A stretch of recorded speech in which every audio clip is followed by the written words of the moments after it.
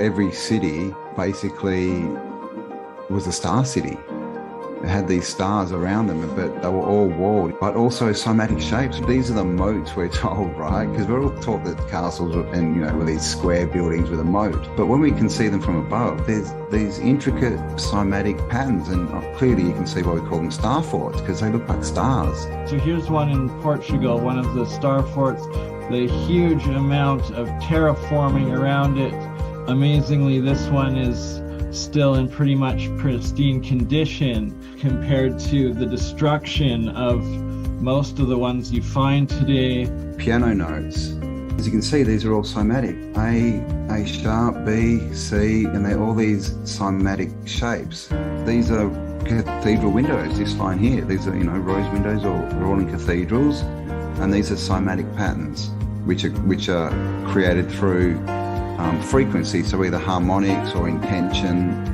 Down here we have, this is our DNA, so these are fractals or somatic patterns of our DNA. This is what we get when it's good intention. We get these perfect, you know, geometrical shapes, and when it's bad intention, we get this goo. So this is like a polluted river, and this is like a clean river. And so if we tie this back to the cathedrals that have got these windows, and they're connected to the ether with all these spires, and then what else do we have in cathedrals but these things called organs, right? I mean, we have these things called organs in our body, and we just, the DNA, you know, somatic is the same as some frequencies in these windows. So what this is all looking like is these are you know, healing factories, or not even healing, wellness, I guess, just to keep people well. They're pumping out frequencies. You can literally Google any city of the old world from the 1600s and back, and it will come up in these star fort shapes, and every single one is like Venice, and there's canals everywhere. Those were the highways of the time, but they were also so much more, with all of like this hidden technology, infrastructure, and buried history. And you can see this one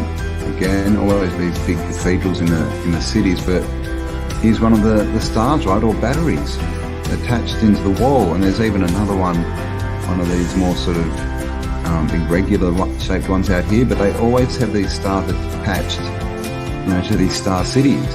And again, the canals, and you know, you can see this is a big island kind of thing as well. But the thing is with water's free energy. You know, you float a boat, you use the current, right? The current. How about the water wheel? What are water wheels? Water wheels are harnessing electrical power.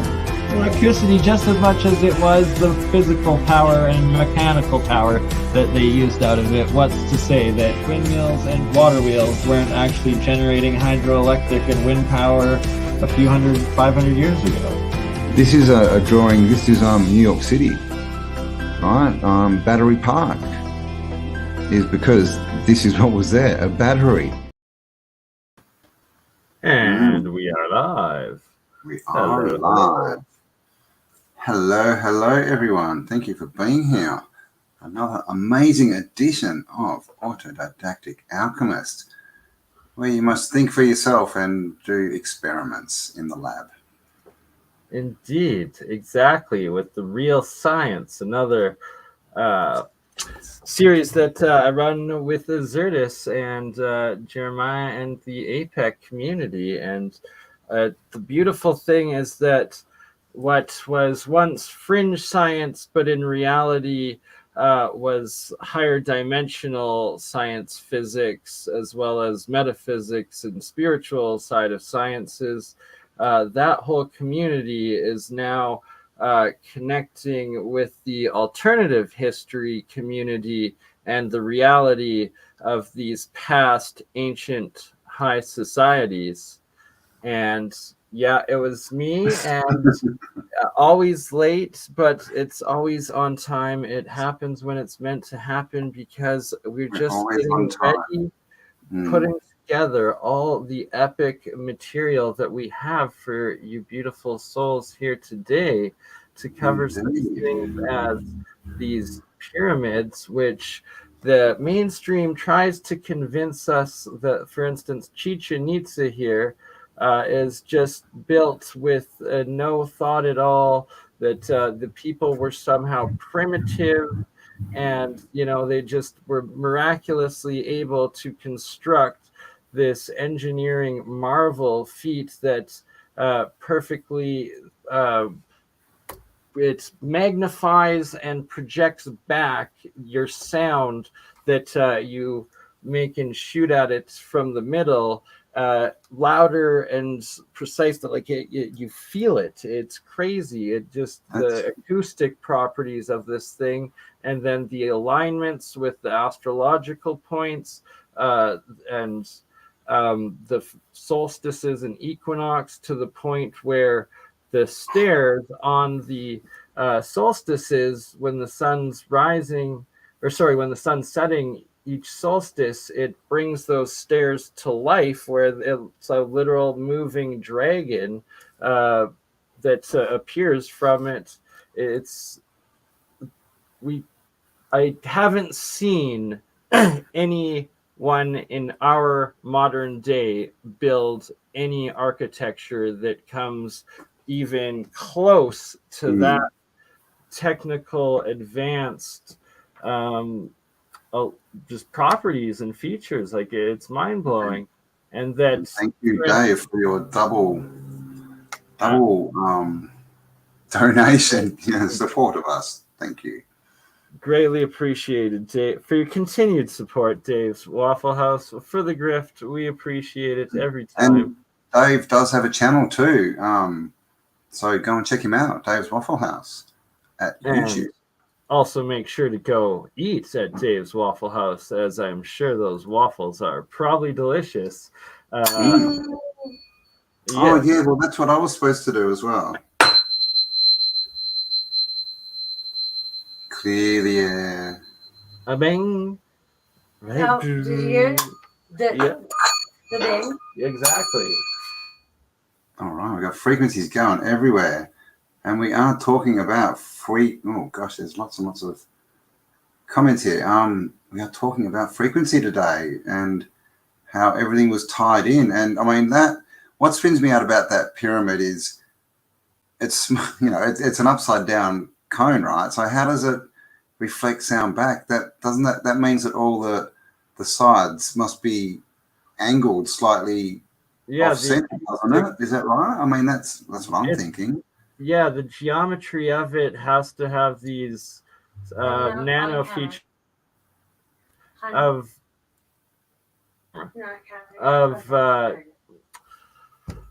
canceling out specific directions of the sonic waves, and then simultaneously reflecting and projecting, magnifying back other directions of that same acoustic cymatic wave into this bubbled, concentrated energy.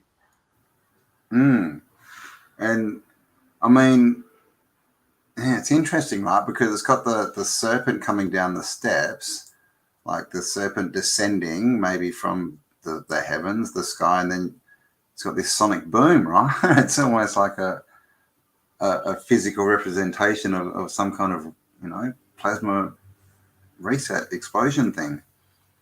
Right, and that this had to be a leftover higher tech, like civilization, to make it. And Teotihuacan, what this pyramid complex is called, around Mexico City, and the main pyramid of the sun here that we see, it actually, there's many photos of it looking like this in the early 1900s, where it was covered when they found it. And then there's also the stories that before that, when the Spanish first came, that it was completely covered in mica and gold, and that they removed those layers first. And mica is a semiconductive layer of crystalline energy, electrical material, and then gold foil is the highest electrical rated metal you have. So that's literal layers of electromagnetic engineering that were put on it, and then abandoned to look like this as just a hill, a simple mound, not a pyramid of advanced technology. There you go. You got it. And she is covered up in dirt. You can kind of see it's a pyramid. But this is also what we see in China at the moment. But they've actually planted trees and stuff all over them. But all the pyramids, all of them, in South America especially, they were all found like this. They were all buried. And that other picture you showed with all the smaller pyramids, if you want to bring, it's interesting that the small pyramids. Oh, do you know that you're on mute? Sorry about that. That last picture, have you got that? The one with the other one, that one. See the small. See how they've got the tops on them, and you can. It looks like there's been something sitting on top of them, right? That's been removed. Yeah, the capstones are gone 100%. Well, I don't think they're pyramids. I mean, remember with Luke, we saw, well, they were on pyramids in Nubia, and they had big statues on the top of them. Like they didn't have a capstone. They had a flat top with a big statue. I'm wondering if they're the same, because that's what they look like. What's on top of the Grand Canyon temples and pyramids, they still have these white layer of what looks like what would have been some figures. Ooh, there we go. That right one, yeah. Exactly. That they. So I mean, everyone's been looking for this capstone for a while. Was there even ever a capstone, or was it was it like a sculpture, which would, because all these sculptures that are pointing to the sky, everyone says, oh, that's to look up or to say that God's in heaven or something. Maybe it's because they're antennas. And that's how you get the statue to the tallest point, is you point its arm in the sky, right? And you put some metal inside it and it's an antenna. So this is the thing, all this stuff, because we know that, all this, the old statues that we're told are chiseled from marble, they're all poured. We know this because they don't have the veins in them. So they could be poured around metals and they could literally be antennas, right? All this stuff at the World's Fair. Imagine if they were all antennas, all those statues drawing down energy. And especially the monoliths and the monoliths. The obelisks. Obelisks. There we go. That's the word. Yeah, and I mean, imagine what things like the Colossus at Rhodes and the Statue of Liberty would be. They're just bigger size, right? Exactly, and especially like this Statue of Liberty that's cast out of brass, copper, and iron and stuff, right? Like, and I mean, I don't know. What do you reckon about that story that they built it in France, put it in the ocean, and towed it from Europe to America? That's the story, right? How did it float if it's metal and it's not hollow, it's not sealed? Like, I think that's a dumb story. I've never looked into it, but it doesn't. And they claim the same with like the obelisks that they took from Egypt to Europe, and like they're just too massive. They weigh too much. Like it. Yeah. I've never. And the thing is, remember, there's that World's Fair from France where they had a Statue of Liberty, but you see the arm and the head. Maybe that's the only reason they've made that connection. They've destroyed one and they're going, oh shit, people saw the photos. Let's just say they sent it to America and it was the same one. Yeah, right. Good point. It's the kind of thing they do. And yeah, definitely have to look into that a bit. Like if they claim it was pre-assembled too before going down, as opposed to like being disassembled and then shipped, that's more believable. But it's like if they shipped it one piece pre-built, then that's the sort. Let me check while you talk to. I've got to double check, but that's what I was told years and years ago. A very strange thing, and like these, what are pyramids underneath the mounds that now exist, the mounds in the mountains that no relation. They just magically made identical structures that are massive terraforming on a gigantic, humongous macro scale everywhere around the world at a time that supposedly we weren't arranged as a society, not developed, not technologically advanced or utilizing, all slave labor too, they try to claim. And nobody is making, or very few elite corporations and government state actors construct or do large macro scale building in today's world comparatively to the amount and the size of what the remnants of the past are, that they just, it doesn't add up. It's impossible what they try to claim. And the more we dig in and under, we realize that the legends of all of the locals that claim that the gods or demigods or giants or people from the past were what built these mountains, these hills, these pyramids, and that's what still lies underneath. And for instance, this is in Indonesia, and it's now confirmed one of the pyramids of Indonesia. Both Graham Hancock's work into it, as well as the Ferrum Foundation, also verifying and doing the geoglyphs to these same pyramids or mountain pyramids in Indonesia. And you can see the terraces all the way from the bottom to the very top of it, which is already this man-made infrastructure on them. And the locals always had the legends that they are pyramids, and they're finally being verified by actual science that is indeed the case. That's an interesting, that one, because they've dug into it and it's full of basalt, right? Basalt logs, which... this one, not... you're thinking of Guan Pond... Oh, no. Is that a different one, is it? Okay. Yeah, sorry, not Guan... it'll come to me. But yeah, it's close by the other one that Graham Hancock went to. I'm just thinking, because, I mean, that's what a giant tree produces, right? Yes. I'm just wondering if it's the base of a giant tree, maybe, that just happens to have that shape, or if the pyramid was built over the base of the tree, or they chop down the giant trees to build the pyramids? To build the pyramids, right? Another possibility.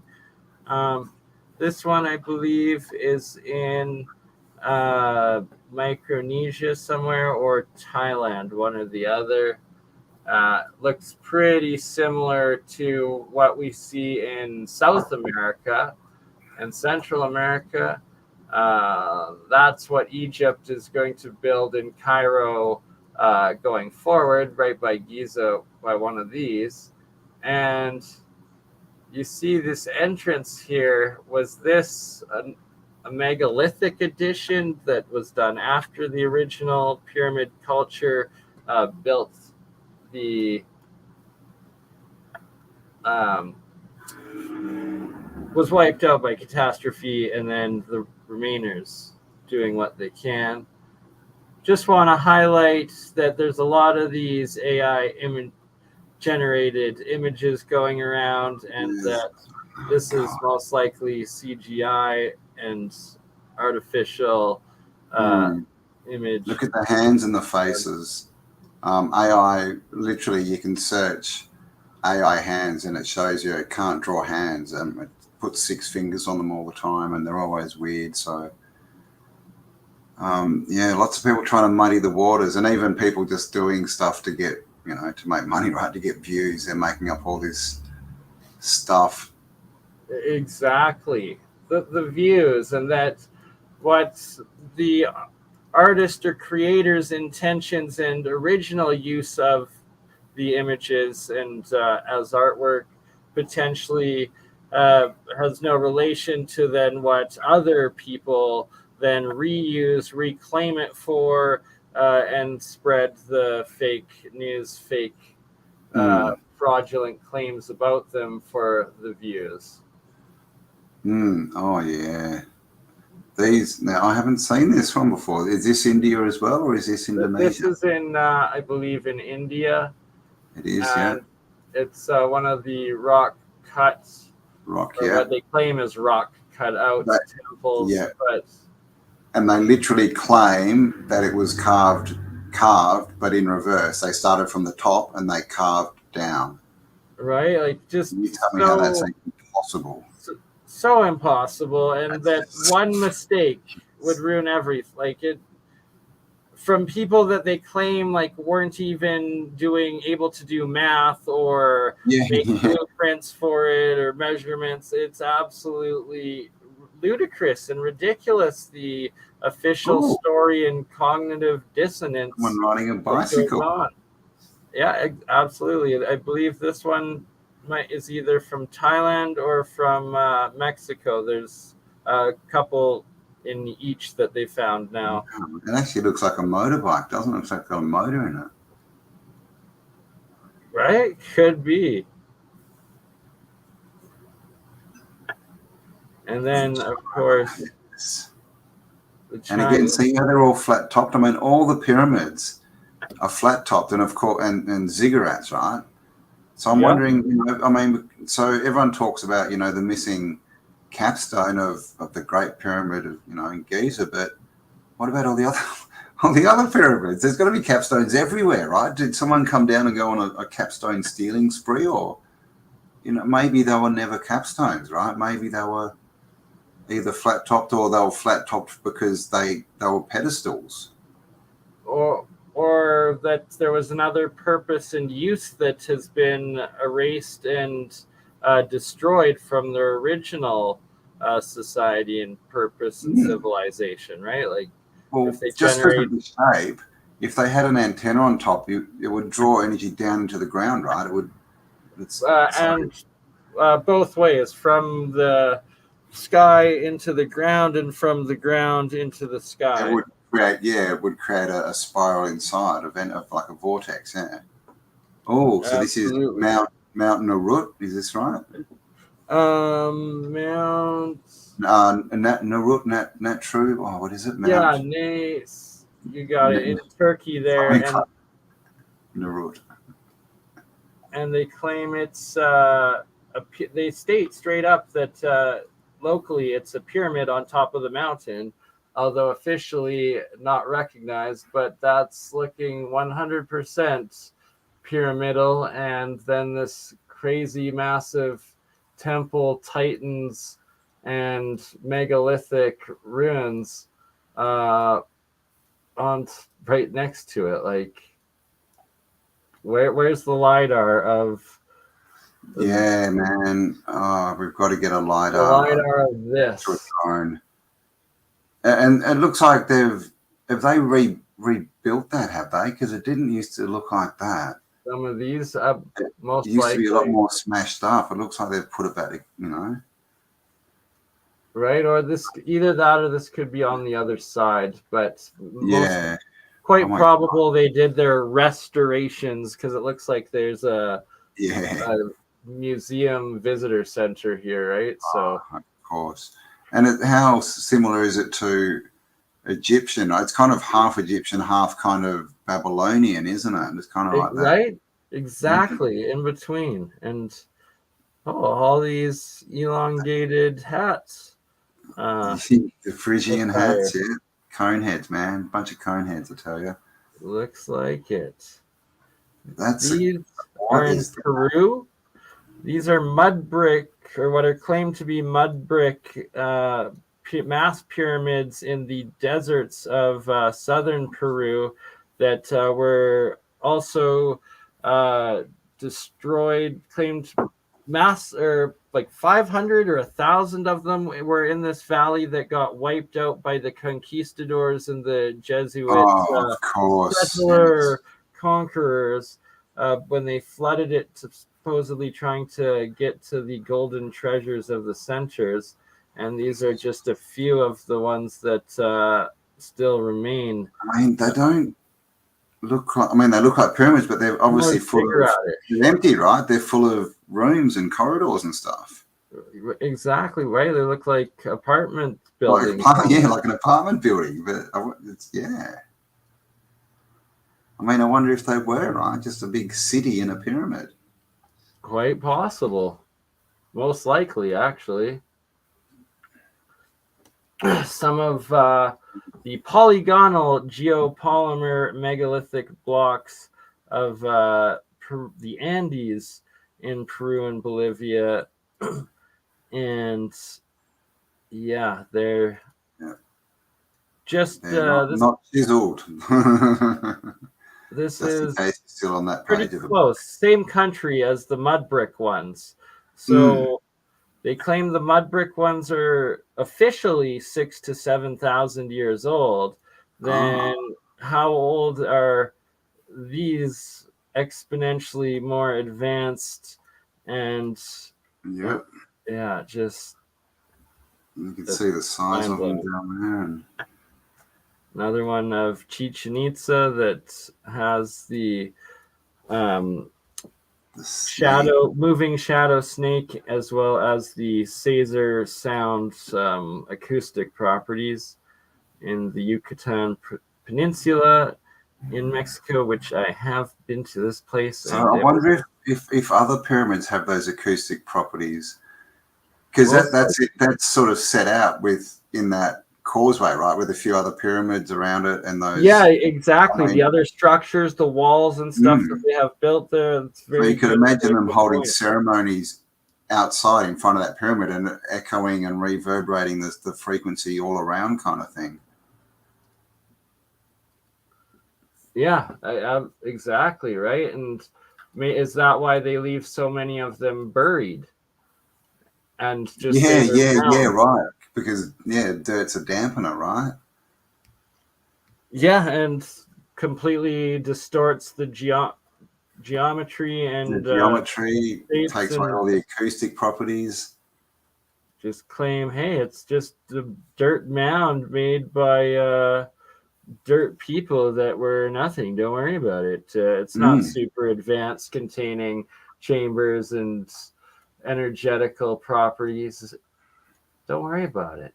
Don't worry about it. And where's this one? This is also Peru. I believe it's either right next to or part of the really famous one in the mountain.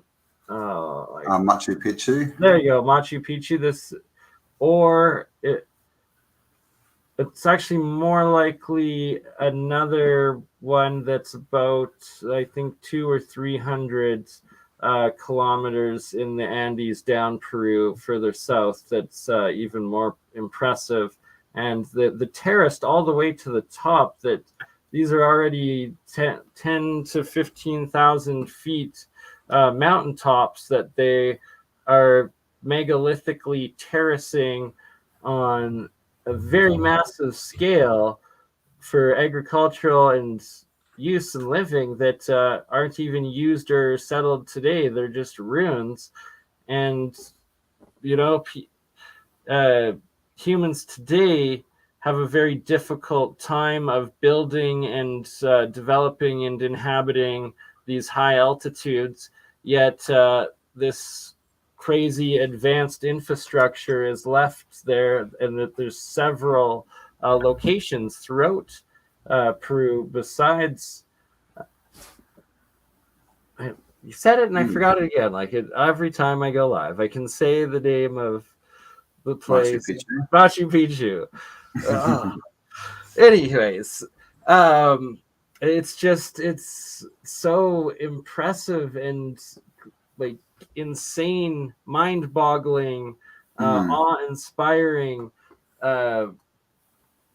ruins and architecture and development and building that when you see it, it's hard to believe. And just the cognitive dissonance of mainstream society, people, and thinking that, these places are tourist places. There's millions of visitors a year, and that 99% of the people going there believe these official stories, being like, oh, it was just peasant, no developed tribal Yeah. Ah, They just don't question it. It's just crazy, isn't it? And welcome, Judith, new member to AutoDidactic. Thank you very much. And I will be actually doing, once I get settled in my new off-grid place, some like live streams for members and all those who donate. And I've got to work out how to do it all, but that is coming. absolutely. But yeah, this is the thing. People will just believe what they, people argue for their limitations, right? And I think people are just lazy. They'd rather just listen to an expert than actually do some research themselves and a bit of thinking, because it doesn't take a lot of thinking to work out that the story we're given just does not add up. I mean, I worked this out, with the South American stuff when I was, 14 or something, 15. I'm like looking at it going, what the hell? No, come on, this story is crazy. What the hell is that? Oh, is that half buried? Yeah, this one is still half buried. It's either in Honduras, Ecuador, or somewhere in Central America or the tip of South America. These are scattered all throughout there. And then they've also now started it with the satellite imagery from space throughout the entire Amazon basin, like Brazil. Wow. The jungles have reclaimed all thousands of cities. And Emily wants to run up that whole staircase so that she can do a rocky at the top. So she's taking donations for her flights. Let's get her there. We want film of it though, Emily. You'll have to TikTok it. Have you seen those TikToks now? There's two people now. There's a pyramid around this area in South America, and you're not allowed to climb it. And one girl, did you see it like about a month ago? Some TikToker climbed up it literally to film herself TikToking and dancing. I don't and there was like a couple of hundred people there, and they just lost it. And when she got down, they were just throwing water at her and yelling at her. And some other guy did it a few days ago. And when he got down, someone had this really big stick, and they just went smack and cracked him in the head with it. So don't run up the pyramids. You're not allowed to, guys. If you're allowed to, please do your best, Rocky. But I would suggest finding a short staircase myself. Right, unless you're respecting the runes and the past and the history, so they can be decoded and shared with further generations to come, not destroyed and added to the reset. No TikToking, man. Don't black goo the past. Right? Don't turn it to rubble. And here's another mountain pyramid. I believe this is in Europe somewhere, maybe Italy or France, that they're literally everywhere. And that a lot of the times they're called on the maps Pyramid Mountain. But no, it's the pyramid that's the size of a mountain that has been covered by ages of growth and decay and original mud flood, that layered and buried it to begin with. So, I mean, it's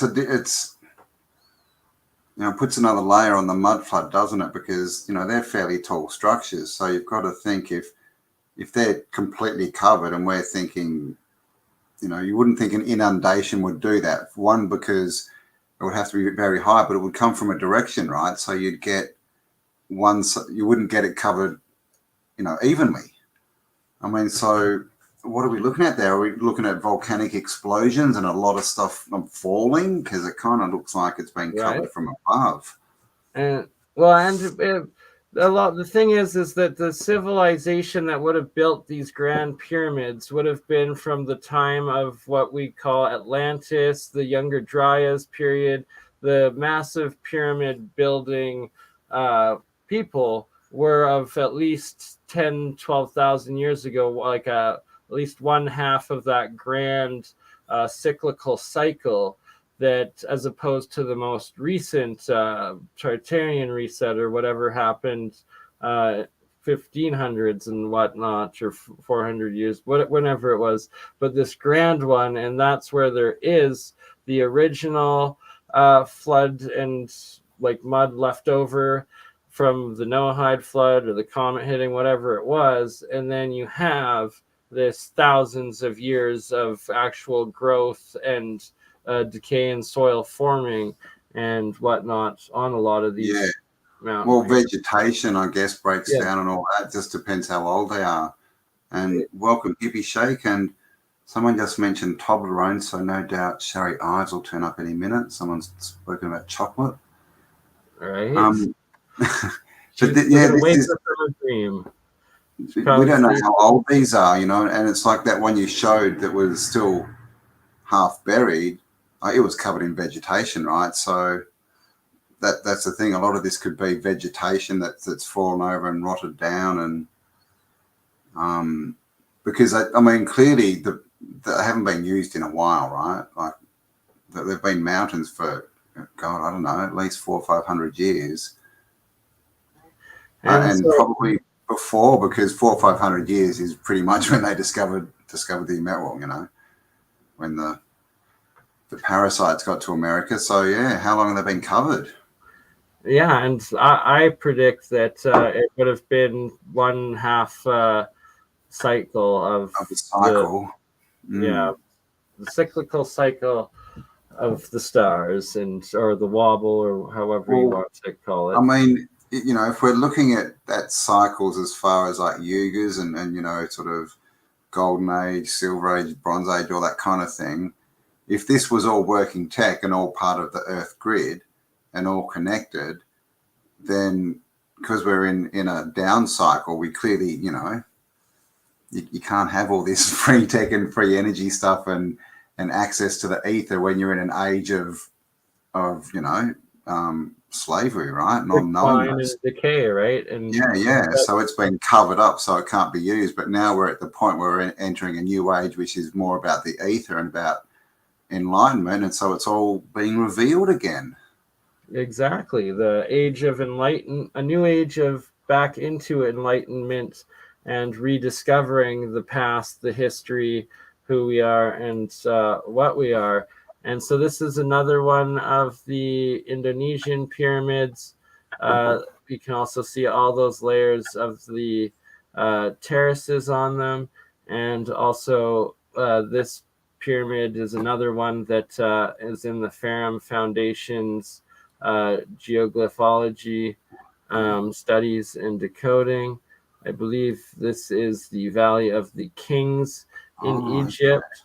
And you can see also it looks like it's almost identical to the Grand Canyon style of being buried, inundated by what looks like a flood that reached this level here and then would have receded, and then 10,000 or thousands, however long it was, since like Noah's flood or the end of what is called the last ice age or the time of Atlantis, that all of that, then years of blowing sands and desertion, because if it was a giant tsunami that covered went across the land, continents, and masses, that salt would have then poisoned the ground from crops and vegetation, and that would make perfect sense why like Australia, why the top of Africa, and then like the Grand Canyon areas, everywhere where it showed that there used to be jungles, rivers, and civilization, or these inner lakes and oceans or whatnot, that whatever the catastrophe was that happened and wiped everything out, then it's poison left it dead and has then eroded naturally. The actual erosion process over that time, and giving what looks like a complete natural process to the minds of modern geology and archaeology, instead of seeing the base for the man-made or civilized made technological foundations and superstructures below. And like it was made quickly, not over millions of years. Yeah, and like, oh, they call this tombs, or was this just apartment buildings that got flooded, so everybody's dead and dying in there, and that's why all of their stuff and them dead in there? Could be. Yeah, And right.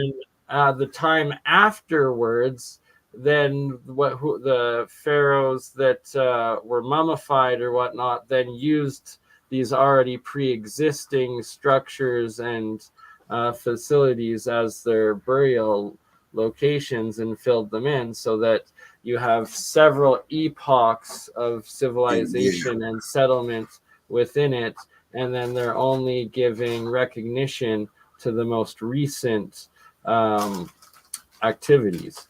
Yeah, yeah. We're definitely looking at many different ages and different sizes of beings, and different effects on the landscape, I guess you would say. Like it's not all one thing. That we're not looking at one event that's changed. It's an event on event on event, really.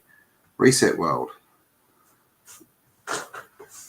And then, like, so the Taj Mahal here, that this would be either left over and then rebuilt by the inheritors and survivors of that time, or it's the remaining civilization's highest point during the decline after catastrophism, sort of thing. And it's. I mean, look at the size of it. It's massive. But I mean, look at the pillars, man. I'm just looking at them, and they're lighthouses. I mean, tell me they're not lighthouses. They are. They're not identical to what we're told are lighthouses. So again, what are these lighthouses?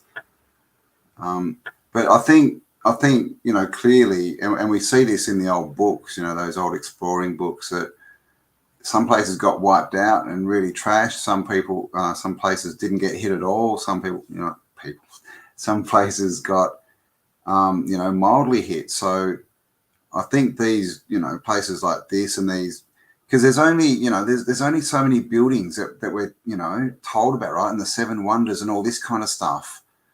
But clearly, they're just the remainder. I think they're just the surviving buildings, right? That are put up there as exactly. Hang on, keep talking. I think I hear someone knocking on my door. Okay.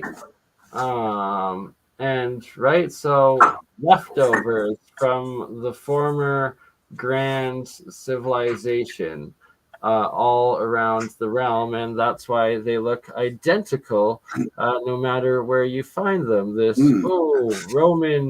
Roman, Greek, or Renaissance, or they're trying to pay homage to it. What it's inspired by? No, they're remnants from the same original builders and civilization. Like like look at the size of the people here, and then even the way it's not a giant scale. It's that last one you showed, the people just like of that arch, they're just tiny. They're just tiny. I've actually got a picture in here somewhere of, I think it's in France, of giants that are, hang on, where is it? And then, St. Basil's Cathedral, is that what that is? The one in... no, it's this one. So, is that the one that's the Vatican?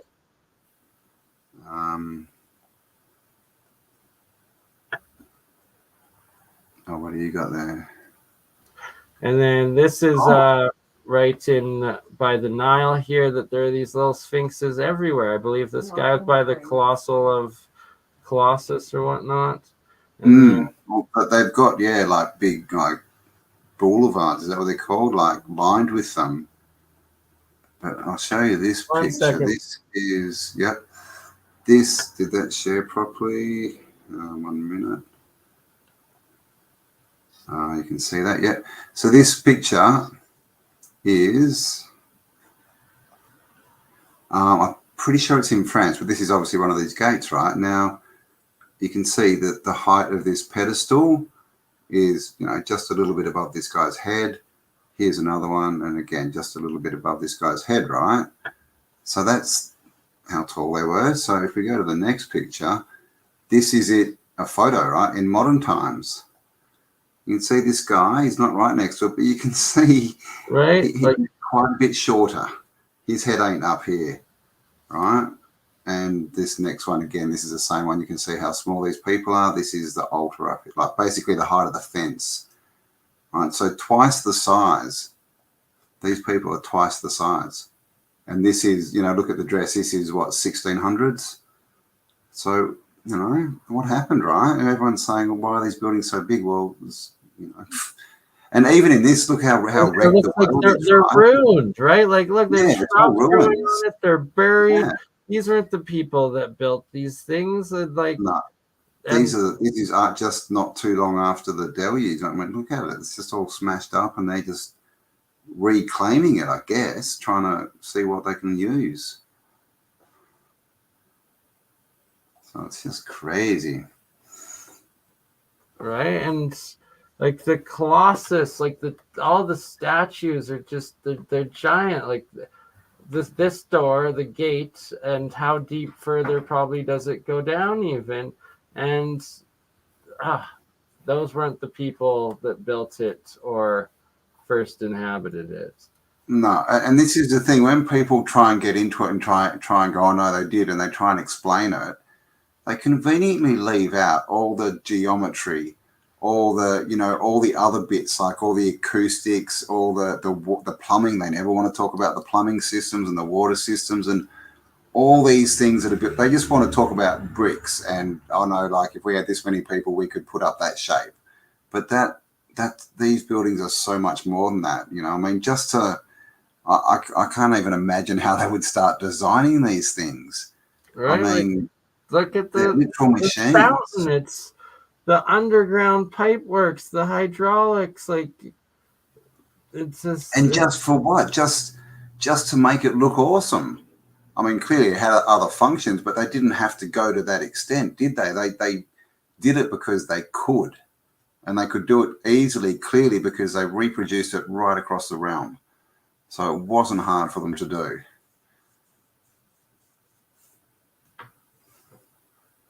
And that they claim that they could make these super advanced fountains of several different layers of water, piping, and pressures and all of that, and plumbing. But yeah, plumbing, there we go. That's the proper term. They could do that advanced plumbing, but they couldn't do indoor plumbing for toilets. Like, yeah, I know, fountains are more advanced engineering and plumbing than an indoor toilet. So it's backwards. It's impossible. It doesn't make sense. People would not be focusing on making this super advanced fountain for the looks of it while having to poop in buckets and then dump that poop bucket in front of their house on the main street because there was no plumbing at all. Like, no, you're not living in your feces and then going to build a more advanced decorative water feature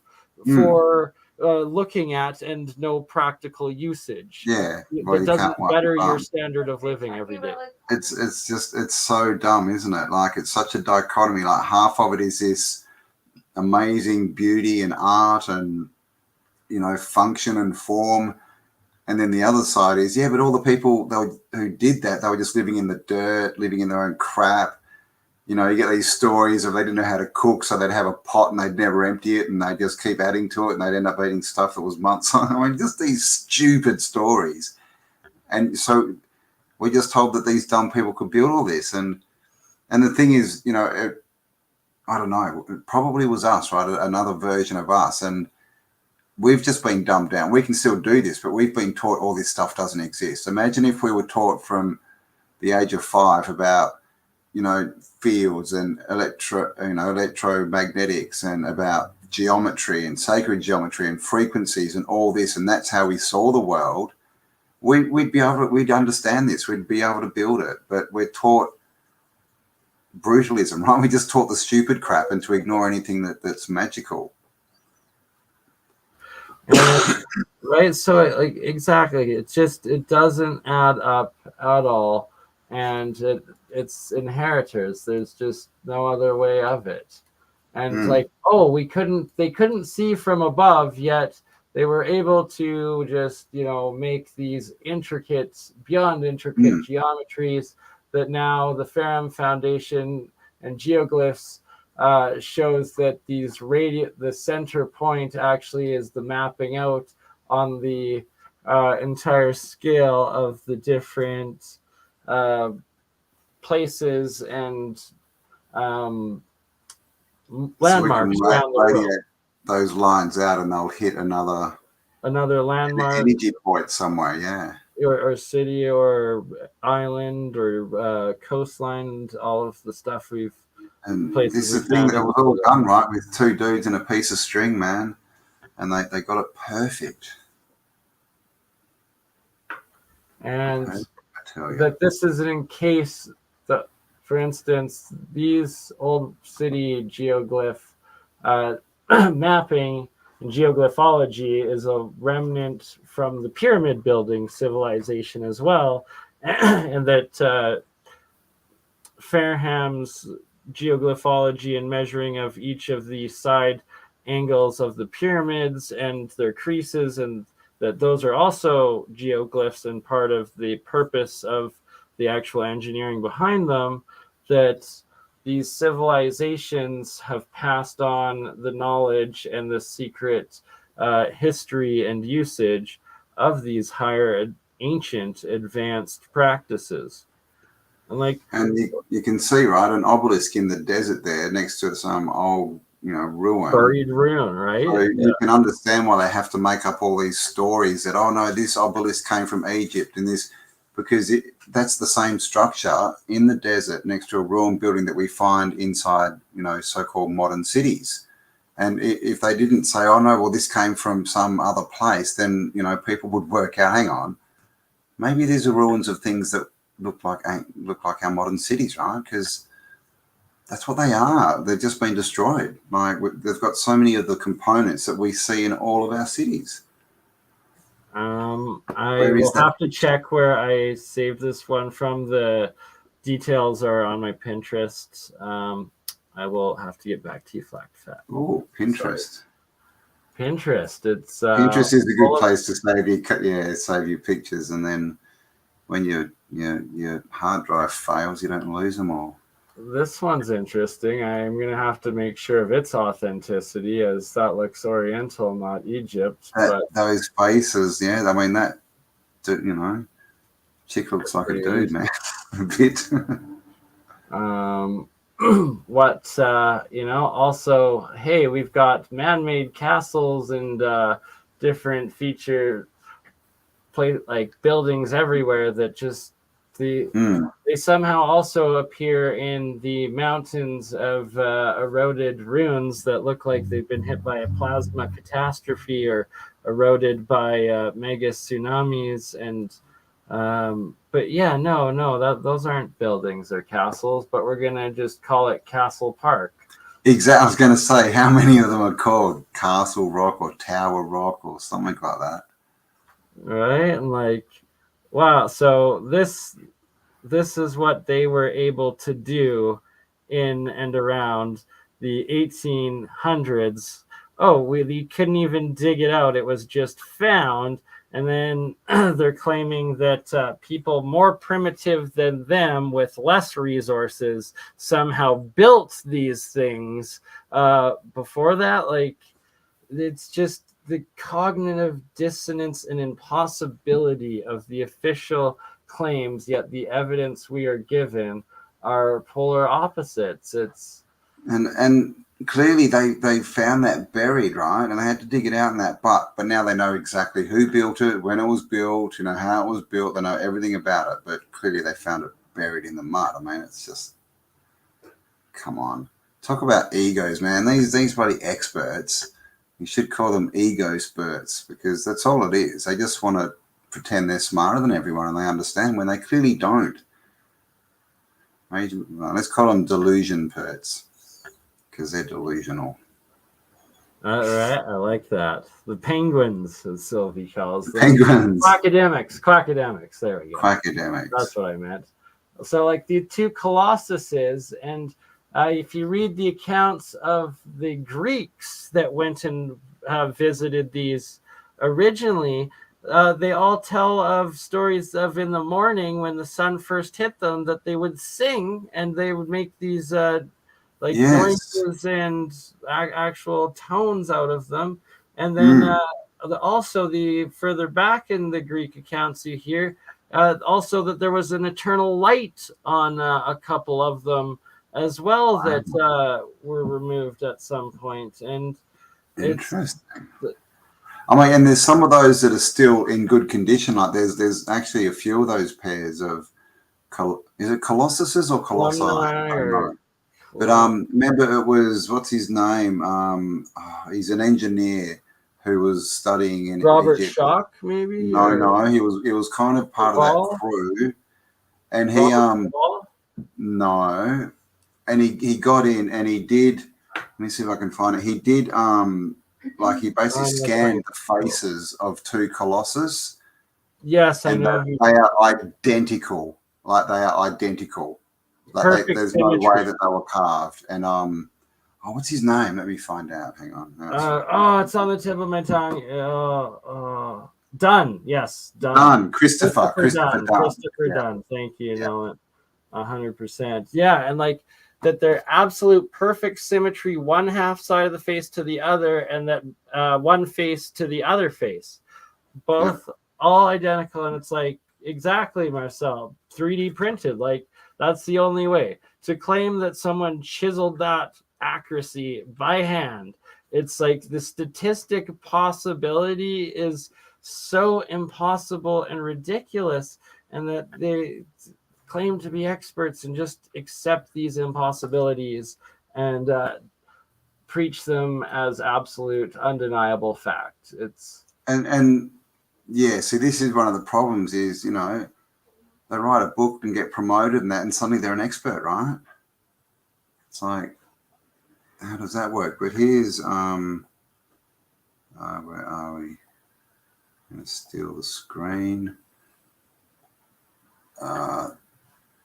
So this is one of the faces, and as you can see, they've done all the geometry and it's all, you know, perfect, you know, Vesica Pisces face.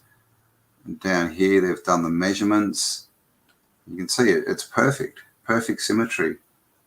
And there's two of these and they're both the same here, sort of a bit here. You can, like, they're literally identical from every different angle geometrically, but just done by people who, you know, couldn't tie their shoes, couldn't cook, and had a copper chisel, apparently.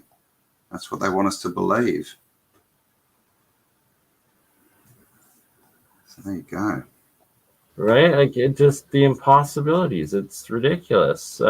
Depiction here of the Lighthouse of Alexandria. And another one of the ancient wonders of the world that was just a legend, and then all of a sudden, they found Alexandria under in the Mediterranean, off the coast, and it's all true. And like, how did they have a lighthouse going in these times? It's another impossibility. It's all of these impossibilities. And same with Troy, right? Troy was a myth and a legend, you know, until they found it. Shout out to Rick Lambert. Rick Lambert here. I got an original interview with Rick Publishing in 4 days' time, and we go deep into his toroidal vortex coil designs, and Rick's this episode that is finally premiering and going public for the first time. It was my first ever Zoom interview I recorded as the interviewee, and it was my fourth ever interview, period. And it was Rick's disclosure and story and designs that got both the Science of Sound series going that we do, and also inspired the Year of the Coil series that we do. Wow. And There you go. bless your heart, Rick, and prayers with you that your health recovery continues, good sir. Oh, yes, yes. Sending healing energies. And we're also going to be talking to Cultivate Elevate, Matt from Cultivate Elevate, about electroculture. So we're just working out times because we're all in different continents. So that'll be coming up this week sometime. And what's going on? Hello, Callum. How you doing? All right, Thank Petra you, everyone, for being here. Like Petra looks an awful lot like the Grand Canyon as well, right? Like that red sandstone supposed layer that they claim is red sandstone formed through sedimentary. It's ridiculous. It's like How is it? They don't even know. They just kind of say, oh well, I don't know. The ground got hard and kind of rose up above the ground, and then it was a rock, and then sand, some degraded sand and leaves just turned into rock, but it's very weak stuff. But then they built caves out of it, but the caves didn't collapse, and this very delicate sandstone that these carvings are thousands of years old. They haven't eroded at all either. Like no, exactly right. All the cliffs have. That's erosion, right? That's geology. But yeah, it liked the architecture, so it left it. It didn't touch it. Very nice. And right, like, and people claim, oh well, there was no moisture, no rain. Well, there's the sand and wind erosion from the wind blowing that quartz crystallite sand, which is almost even more powerful than water. Look where that is. I mean, literally, that wind coming through there would create a vortex. It would spin and it would hit the front of that it would be hitting, it'd be sandblasting it, basically. It'd be sandblasting. And exactly. And it's not worn away at all. But this is, what geology wants us to believe is how the whole realm was made. Literally bits of sand blowing into things and carving them into different shapes. I mean, holy dooly. What the hell? Where's that?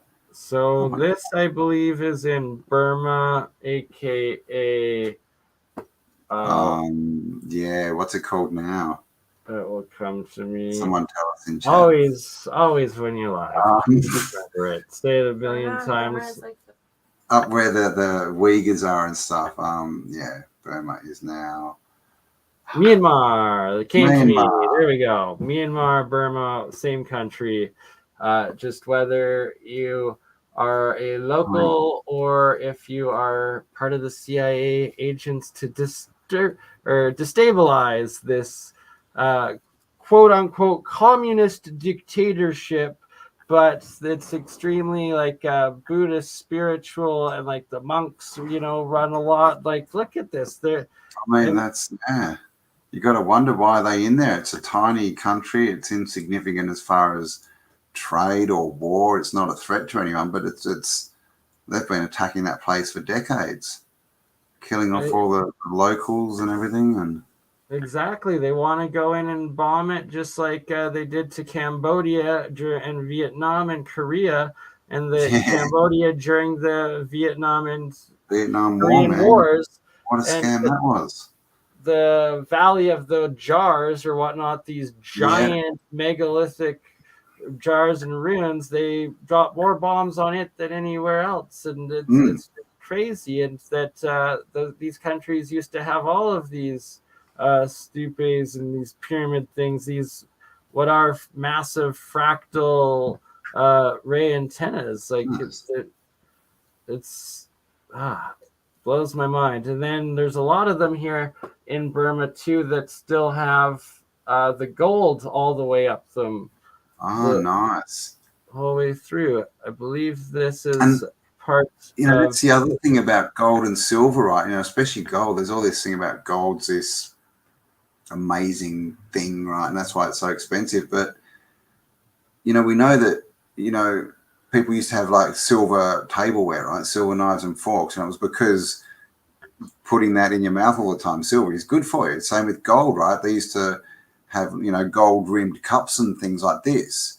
So is the reason that gold and silver is so expensive just so that we can't get hold of it to make cups and stuff out of? Because if we're all drinking out of gold and silver cups, we'd all be a lot healthier. Colloidal silver, right? There's colloidal gold as well. So, I mean, this is all economies, right? They just put the price up, so they put it out of our reach. But I can guarantee you, I mean, we know that all these royal types, they use solid silver tableware. Angkor Wat, the Ankh, and the anchor, right? The anchor, which looks a lot like an Ankh. Right, and like the Ankhs were probably resonating tools that activated or interacted with these macro archaeological buildings that had real application, purpose, and usage. They were machines on a macro scale. Like, look at this. I mean, it's just, oh God. Like, it looks, from this distance too, like from that photo, it just looks like what you would see up on one of these satellite arrays, these big antenna array places. They're full of those. It's just an antenna. I mean, right, and a super advanced one too, by the looks of it. Yeah, exactly. Better than what we can build, right? This is a World War I photo, I believe, of the pyramids of Giza, and you can see even at this point they're still mostly not even dug out. Like, look at the corner of the big one. Like, they're still buried. Mm. And what is this huge structure going down into the Nile? Yeah, right. Like, oh, they still buried. Definitely still buried. Buried, yeah. Oh, wow. Buried everywhere. And these ones are part of what's now under the lake that... okay. It's not... Is it Karnak they moved? Is that right? Yeah, Karnak they moved, and then everything else that Luke they left and it just went under. Nice. That we've gone through, right? There's just... I mean, Karnak, there's questions on if that's authentic as well. We just don't know. We don't know. We really, really don't. Like, oh, okay, that's an Egypt granite statue. Oh, okay. Head. Oh, it could be African. Kind of looks a bit Asian though, doesn't it? Right? Like, just everywhere. Oh, okay, starting to dig it out, I guess. What's underneath there? That looks look at it. It's just bits. It's in ruins, and now look at it. So they've clearly gone back. I mean, we know that they've put new tiles and stuff all over it, but they've literally half rebuilt it. Massive facades, and what's this giant tablet that probably has a whole bunch of information on it that I don't think is there anymore. Well, just cover that up. Don't need to read that. And here we go. I'm not sure where this one is, but could literally be anywhere. Somewhere else on the Nile. And what this same shape you pointed out last time at the Sudanese pyramids. Yes. That they're the H block that we see up in Pumapunku in Peru, Bolivia. So that could have had a pyramid behind it that was knocked over. That as well, quite possibly. Look at how huge it is. The corresponding pyramid, if there was, would be massive. Abu Ghraib, or no, and that's basalt, isn't it? That's heavy stuff, or it's either basalt or dark. No, this granite. Oh yeah, it could be diorite, but I think it's granite. Not. Oh no, I think this is Aswan. Yeah. I mean, Yeah. how would you get those lintels up there? And why would you even try unless it was easy? This is the thing. It's like it's got to have been an easy thing for them to do. They wouldn't be doing it or ever if it was a hard thing to do. They clearly had tech that we didn't have. Right, like the impracticalities of the official stories are just ridiculous. Okay, sorry, this is two different pictures. That's not a sphinx under. So I think this is the one that they moved, or that's the one they moved. But what's that sphinx doing in front of it? No, that's a separate picture. Oh, it is a separate photo. God, okay, I was freaking out. Is it? What the hell? Yeah, you can see it's two photos. Yeah. Right, that was a little misleading. So, but look at this. This is obviously during the reconstruction and digging out, but it's reconstructed. Suddenly, already. it's got pores. It didn't have still digging it out. Yet yeah. They've already rebuilt it. That block isn't here anymore, and they've sealed off any entrances at all for people to see. Jeez, bloody quick, aren't they? Truly are. And oh, where do these stairs go up and behind?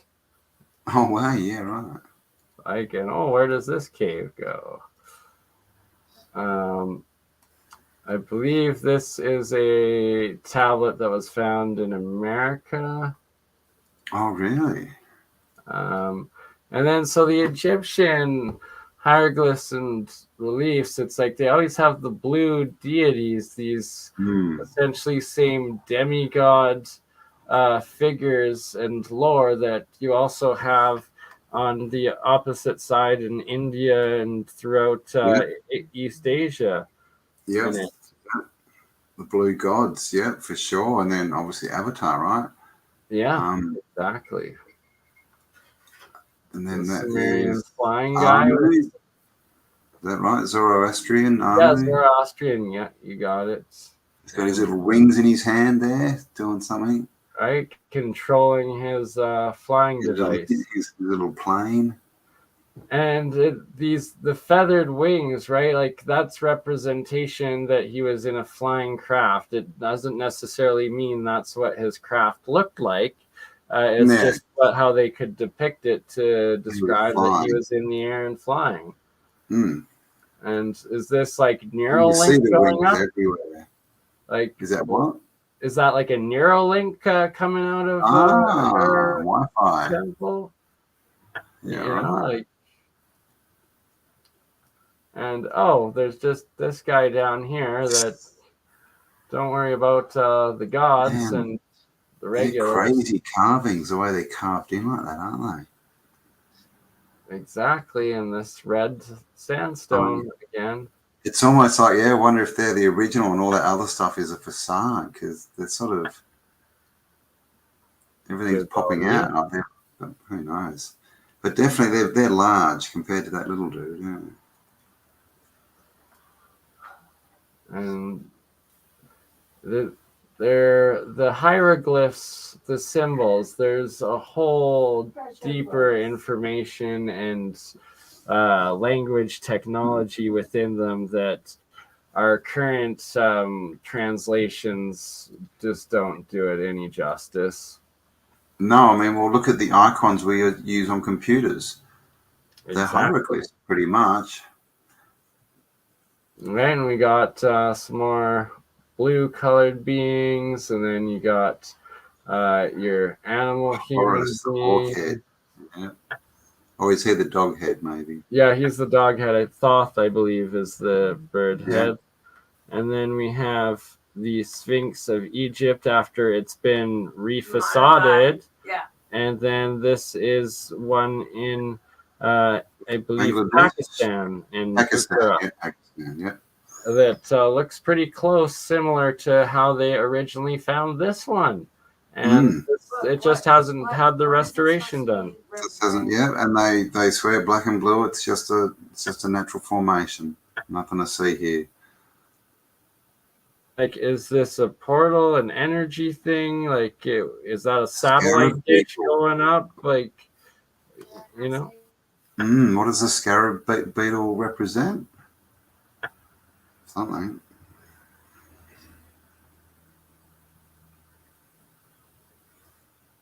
Wow, man, look how eroded they are.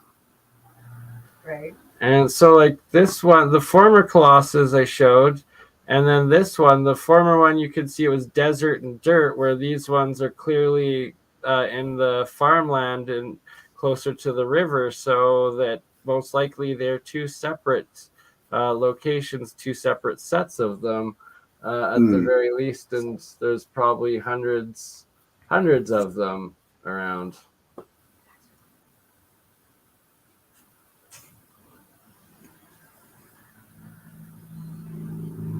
Like that looks like energy descriptions and Looks like a wonderful power thing. in.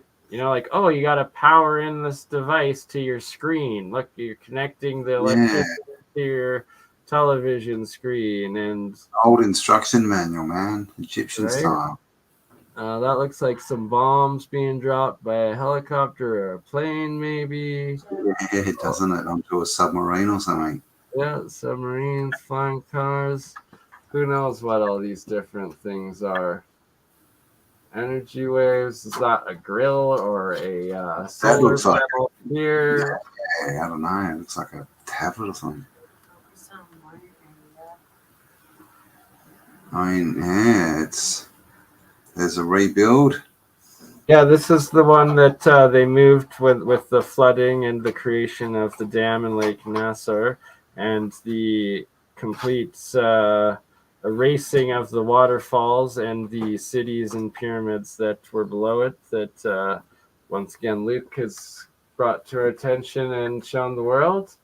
Yeah. They claim that they cut these down. Like, it's so preposterous and ridiculous. It's a silly story. Like, this looks like an operating manual, you know? Like, oh, this guy's at his desk working away. So is this guy right here working away. You know, this is what you're supposed to do to run it. Exactly. That's what I think it all is. And even the stuff on the buildings, you know, most of it's been ripped off. But I think, yeah, it tells you what the building is, how to use it. You know, I mean, 'cause back in the old world, it wasn't like you had to pay and, you know, go and you could just go and use stuff, right? The Stone of the Pregnant Lady. I've always wondered why it's called the Stone of the Pregnant Lady, because it doesn't look like... That's in Baalbek that you're talking about. This is the... is that the broken one in Egypt? Yeah, the abandoned, unfinished obelisk. Now, how do they cut underneath that obelisk? Yeah, when you see it, it's like they got the scoops, and it looks like some sort of like excavator or drilled out sort of thing on it. Because that'd be a lot of work to free it from the base stone. But and copper chisels, I think. Copper chisels. Right? Like, it's so ridiculous. I bought you your pup, right? Yeah.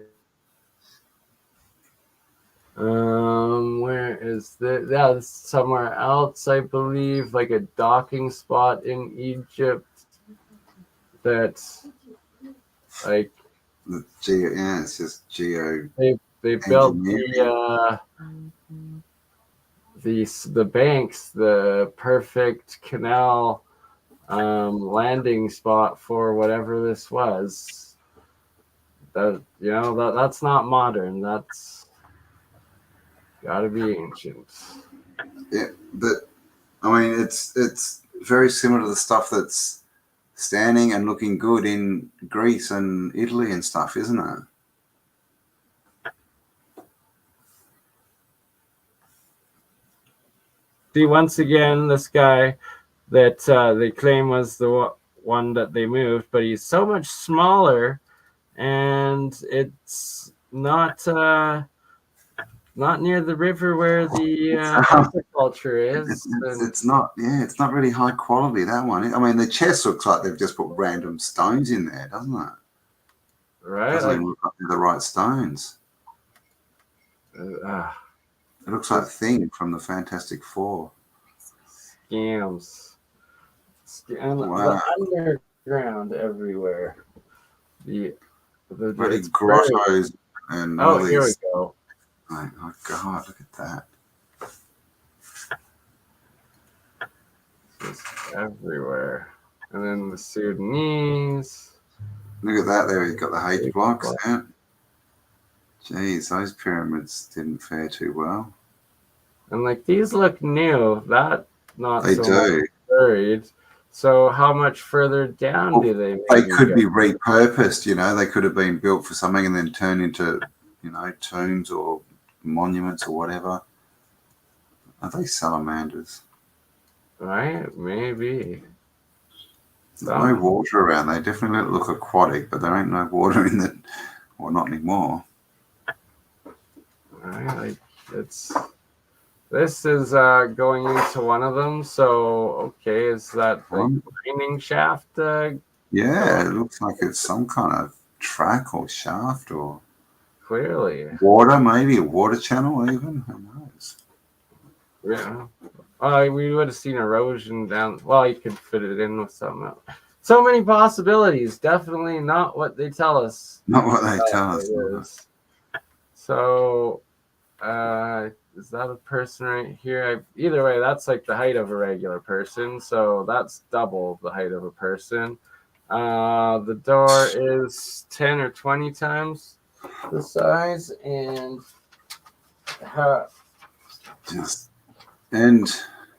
why?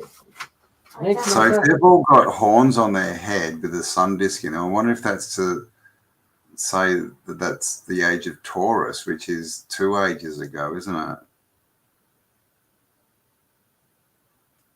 Like, yeah, and how did they build this with nothing? They had copper chisels. Come on, and they had Fred the horse and his cart. And and they had blue lotus flowers, so they could get really high and imagine all this stuff. You see. And it's like, oh, look at this antenna up off of it, and then what's this orb ball thingy? And what's the hat, man? How big is that dude's head? Yeah. And what's that other chick got on her head? Is that on her head? It is.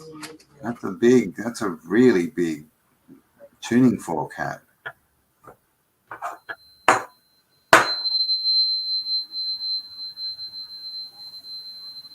Must clear the air. Tune in. Oh, wow. The step pyramid, right? And then, we just got a whole bunch of red sandstone and basalt granite megalithic building right next to it. And again, you can see those columns. They're made of components and stacked on top of each other. Yeah, it's not It's not a big single column. Exactly. And the bubbles, that's got to be geopolymer when it forms. Yeah, exactly right. And you can see it's too smooth. There's no, there's no veins in it. It's just, yeah.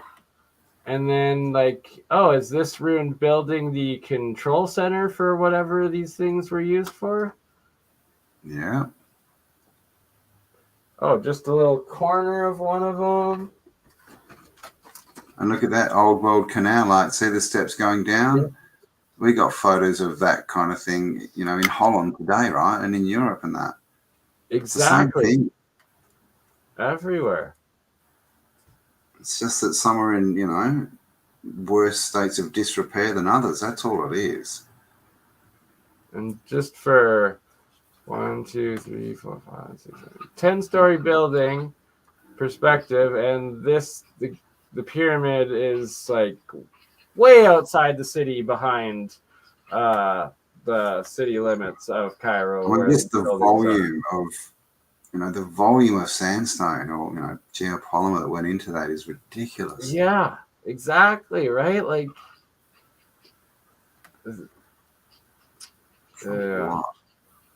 No, sorry. A bunch of hunter-gatherer, pretty much peasant farmer slaves did not build frustrates the mind when thinking about the cognitive dissonance that has to constantly exist in the mainstream, and especially like the teachers and the researchers and the actual career archaeologists that believe this official narrative that they tell themselves. It's like, no, like they you didn't build a monolith that is 50 times the size of a human and 10 or 30,000 or 100,000s of times more massive than humans for no reason whatsoever. It's just so impossible and ridiculous. No, I mean, these experts, I'll sit there and they'll talk and, out their butts of all this crap and how they've deciphered language and how, it's just all this stuff that's really baseless crap. And you go, okay, so how'd they stand that, obelisk up? And they don't want to talk to you suddenly, right? It's like the World's Fairs. Oh, okay, so who built all the plumbing system and put the fountains in? They don't want to talk about that. They just want to go, no, but look, it is possible if you get enough people to put that many bricks together, just so that you can then knock it over in a year later. I mean, right? So it's great because the arguments against this are just starting to sound ridiculous. They're just really starting to sound like, I mean, are you serious? Moronic, really, right? Like it's the narrative is falling. You can't see that. The more I mean, I saw an interview with allegedly Dave, and he was talking to some very mainstream guy just trying to explain things, and it was just amazing. And all the chat were just so brain dead. Like, he'd say something that wasn't in the book, and they'd be going, but that's not in Wikipedia, and that's not in the book, and he's just like, no, you have to go to different sources, guys. You have to get different points of view, and they just couldn't grasp that concept. They're like, but there's a man, and he calls himself an expert, and so I just repeat what he says, and that makes me smart. No, that makes you a slave, a repeater. Exactly. And like, once again, we have one of these massive pyramid structures and the infrastructure building that probably was operating next to it, right? Like power plant, potential power plant factory, quite possible. This is that pyramid mountain in Turkey. Meru, is it? No, not Meru. Yeah, whatever. I just want to say, all tuning forks are not the same, Alchemist. Anything you're buying from a music shop, that's not going to do anything to your frequency of your body. That's tuned. They're for musical instruments. Most of them are tuned to 440. They need to be tuned to a correct frequency, like a solfeggio, 432s, whatever they are, or else they're completely useless. I went out and I bought some. Completely useless. They won't do anything. So you get what you pay for. It's like these buildings like we talk about. People want to say, oh, well, that's just a building, right? That's just a tuning fork. It's not. When you look into what went into creating that and to get it tuned properly in the right frequency, this is the buildings, then you understand that you've got to go for the quality. So if you do want to get tuning forks, for healing for yourself, you can go and buy cheap ones, but you'll find out that you've just wasted your money like I did. And you can get them for like 20. They're like $20. They're not much, but that's why they're $20, because they come from a factory in China and they're not tuned. There you go, rant over. Not in resonance. Not resonance, no. That's all frequency. It's like the cymatics. We've all seen cymatics. If you're like, 0.1 off the correct frequency, nothing. As soon as you hit that correct frequency, perfect geometry. That's what you need in a tuning fork, or else it's just going to create, the goop, right? The goopy stuff. The goop, the shredding and the shattered frequency, as opposed to the harmonic, healthy, full frequency. Fractal and energy bubble. And it's the same as, the bells, they were all tuned, the organs, the choirs, it's all the same thing. Like this looks an awful lot like a stacked battery sort of thing. Like looks more like technology. Especially, is that wrapped? That one looks like it's Yeah, this wrapped like one's some three kind of coils. coil. Yeah. Yeah. And Between the two poles. That's very interesting, isn't it? it is. It is.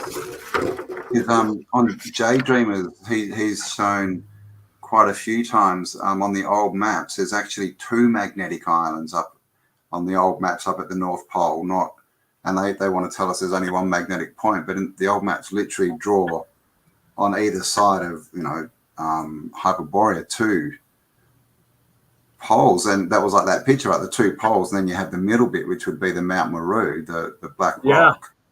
You know, Paul so made what the Flock TVs on that. Pretty good new video there, right? Like look at this, and it's often painted red. This circle here on Horus's head, and these two antennae, and then see that two Tesla coil things where it goes zap, zap, zap up like. Yeah, you can imagine. Yeah, crazy between devices. them. Yeah, I get you. Yeah. And then that all of what they're wearing is made out of gold. These different, that's electrical components essentially, transistors, processors, and silicon and quartz, like the different gemstones they're using. It's technology. And they used to even have gold thread, right? They used to literally thread gold in that through their clothes. You got it. So, and obviously jewelry, right? So this is what all this stuff is, crowns, it's all to do with frequency and the resonance of different metals and gemstones and all this kind of stuff. It's an actual science. I didn't realize that it was so, I've got coils and copper and stuff all over me, but they measure the length of the copper to the micrometer or something, and that gives it the frequency. You got it. Then it's attuned, it's a machine, right, basically, and then they can change it into, wrap it in different shapes and that, but it's got its resonant base frequency. So there's a difference, but just wearing just copper around your arm is good because it'll get copper into your system, but different to having a tuned, because I got tuned ones here on my arm, if you can see them up there, like they're proper tuned ones. And then this one on my wrist is not tuned, so. You're trying them out, you're experiencing them, and that we're just at the very beginnings of rediscovering this technology, where the ancients and the elites still, the monarchs and stuff that are literally covered in these coil circular bracelets, devices, that you start to appreciate and understand what they actually have going on and they're doing there. Look at all the royals. They come out covered in jewelry. They've got gemstones and gold and pearls sewn into their clothes, and all, they eat from silverware and all this stuff, and they keep it all from us, and we just think it's all for show, or what, to show that they're rich or something. Does that even make sense? It's just the whole story is just making less and less sense to me as I go along this path. It's all a silly show. It is. And so what? Is this is depicting underground tunnels, the extremely massive giant sarcophagus, which they've actually found a few of those now on the Giza plateau underground in the caves, in some of the complexes, that confirm that this is definitely a real depiction of one of them. So then all of these different pyramids that are more of the Nubian style ones and absolutely giant, most likely are also real, because, well, that's not fantasy, so this isn't fantasy, and why would they be wasting their resources going over there and depicting imaginary false things instead of what's the grandeur of what's there? And once again, these two grander, larger pyramids that have been confirmed that were in the original Pharaoh's Lake. That was And look called. at the top of those. Yeah, they aren't flat tops with antenna statues on them or King and something. queen They look on like they've got holes on the top as well. And I don't think copper's toxic. I've never ever heard of anyone. Only if it's oxidized. Only when it If you oxidize oxidizes it and and turns drink blue. it, if you make up a concoction and drink it, but as far as wearing it, you see, this is the thing. Where does all this information come from? Because I had a discussion with Eileen the other day in McCusick about mercury fillings, and there's this big thing. Oh, you need to get them out. They're toxic. They're so bad. And we just went, well, really? You know, do we hear about this? Do we hear about people being rushed to the doctor because of their mercury fillings? I mean, there are stories that they put out like, oh, this person had to get them taken out because they were getting headaches, but we don't even know if that's true, right? Mercury is an amplifier, right? When we were talking about it, she said that there was some cartoon and one of the people got a filling of mercury, and she said in the cartoon it turned into an aerial and went up, and he started getting all these signals. You know, so we've got to understand that where's any of this information coming from? It's not good to just repeat something because you heard it. You've got to look into it because people won't believe you. Like, there's no way in the world wearing a copper bracelet is going to hurt you. I'm covered in it. I've got them on my ankles, my wrists, my arm, and they've all been there for a couple of years. You know? Wait, you're not poisoned. I'm not poisoned. Well, who knows? I might be crazy. But this is the thing, you know, they love to tell us all this stuff, and the experts, oh, you can't do that, you can't do this. Really? Kids used to play with mercury in school. Kids used to break thermometers so they could see it run around their hands, but now it kills you. Questions.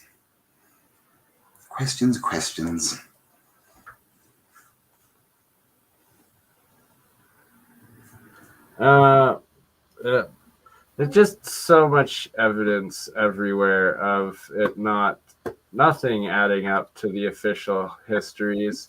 Nothing. And I think we're literally at the point, you know, it's like they say, whatever we're told, do the opposite. Because it's clear, it's literally just, they're telling you this, if we do the opposite of everything that they tell us, we'll be fine, right? I mean, seriously, if you eat the food if you eat the food they tell you not to eat, that's like fresh vegetables, right? You'll be healthy. If you use the medicine they tell you not to use, this is the thing, right? Now they're trying to convince people that fat is fit.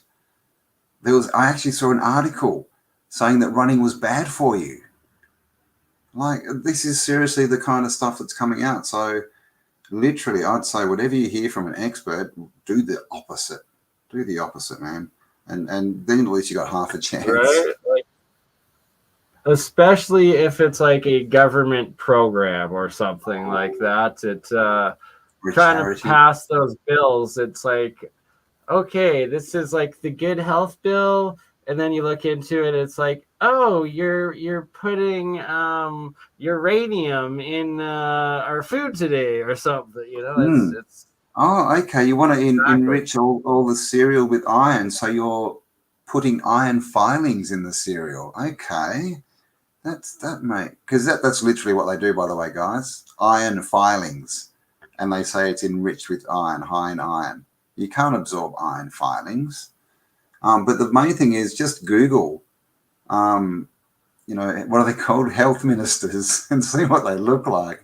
And if you want to take health advice from those people, good luck. Mad Hatter was mercury. And this is a Chinese pyramid that you can see it's all megalithic block. And that, hey, it's that step pyramid. So clearly this is not a dirt mound. This is all stone, large megalithic stone. So it's clearly to do more with the geometry than the building materials, because we see them built out of different materials. The materials are probably very important, especially for like the advanced ones in the geopolymer, and that's in the mix of the geopolymer that they're including it all. But clearly, like the mud, is that mud? But the mud ones are clearly still, because of the geometry, they're still doing something, right? Yes. Oh, yeah. And the geometry is equally, if not more important. You're probably definitely right. But when you start layering different rocks or whatever, different materials, then you get capacitors and all this kind of stuff happening.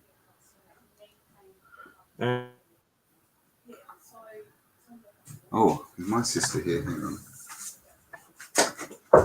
Sorry, I thought I had muted myself. This image is what the LiDAR shows. I shall be back in 1 minute. Okay. No worries. Under the Bosnian period, this is what the Bosnian pyramid looks like under the mountain or under all of the layers of dirt that hasn't been exposed. No, that was the Bosnian pyramid. This one right here. Oh, now we're getting into golden tablets. All right, that is the end of that part, but I have something else preloaded while we are still on topic, and that is first a little bit of Michael Tellinger's stone circle work and all of the layers of terraces in South Africa, and the sound resonance that comes out of these stone layers, and all of it that I will be sharing right now. And then we will finish off with some questions as soon as Cambell is back. Them together. And also notice that weird kind of spider's web effect that goes away from the circle. No stone circle stands alone, even though it might look on photographs that the stone circle is on its own. If you look carefully, you'll see the hidden spider's web effect or the channels that connected them to the other stone circles. You'll see those hidden beneath the soil around the circle. There you can see the channel at the top connecting the stone circles. You can see the extreme age and the erosion of these structures.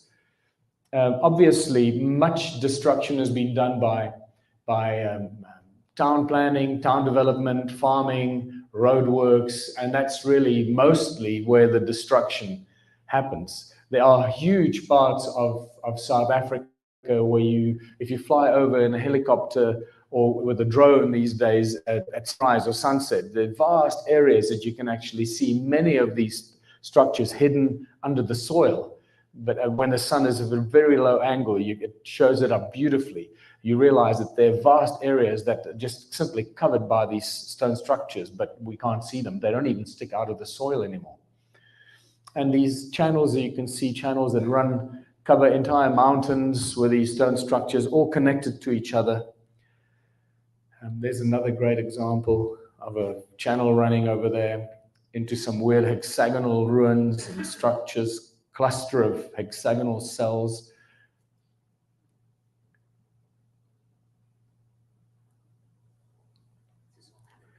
This is all not far from my house, actually.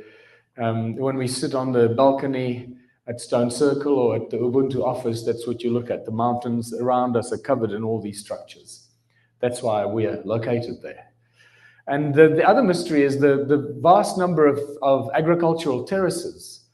450,000 square kilometers and more of agricultural terraces. Keep in mind that all the history books tell us that Southern Africa was a sparsely populated part of the world. Apparently, nobody lived there. Until about 1,000 years ago, when the Bantu tribes eventually made it down to where they live today. Up to that time, nobody lived there. There was some Bushmen, hunter-gatherers that used to roam around, but that was it. Well, the 450,000 square kilometers of agricultural terraces clearly tell us a different story. So who built those terraces, when they were built, when were they built, and what were they used for? Were they growing food? Were they doing something else? And how many people were they feeding? And what happened to all those people that they were feeding? These terraces cover entire mountains.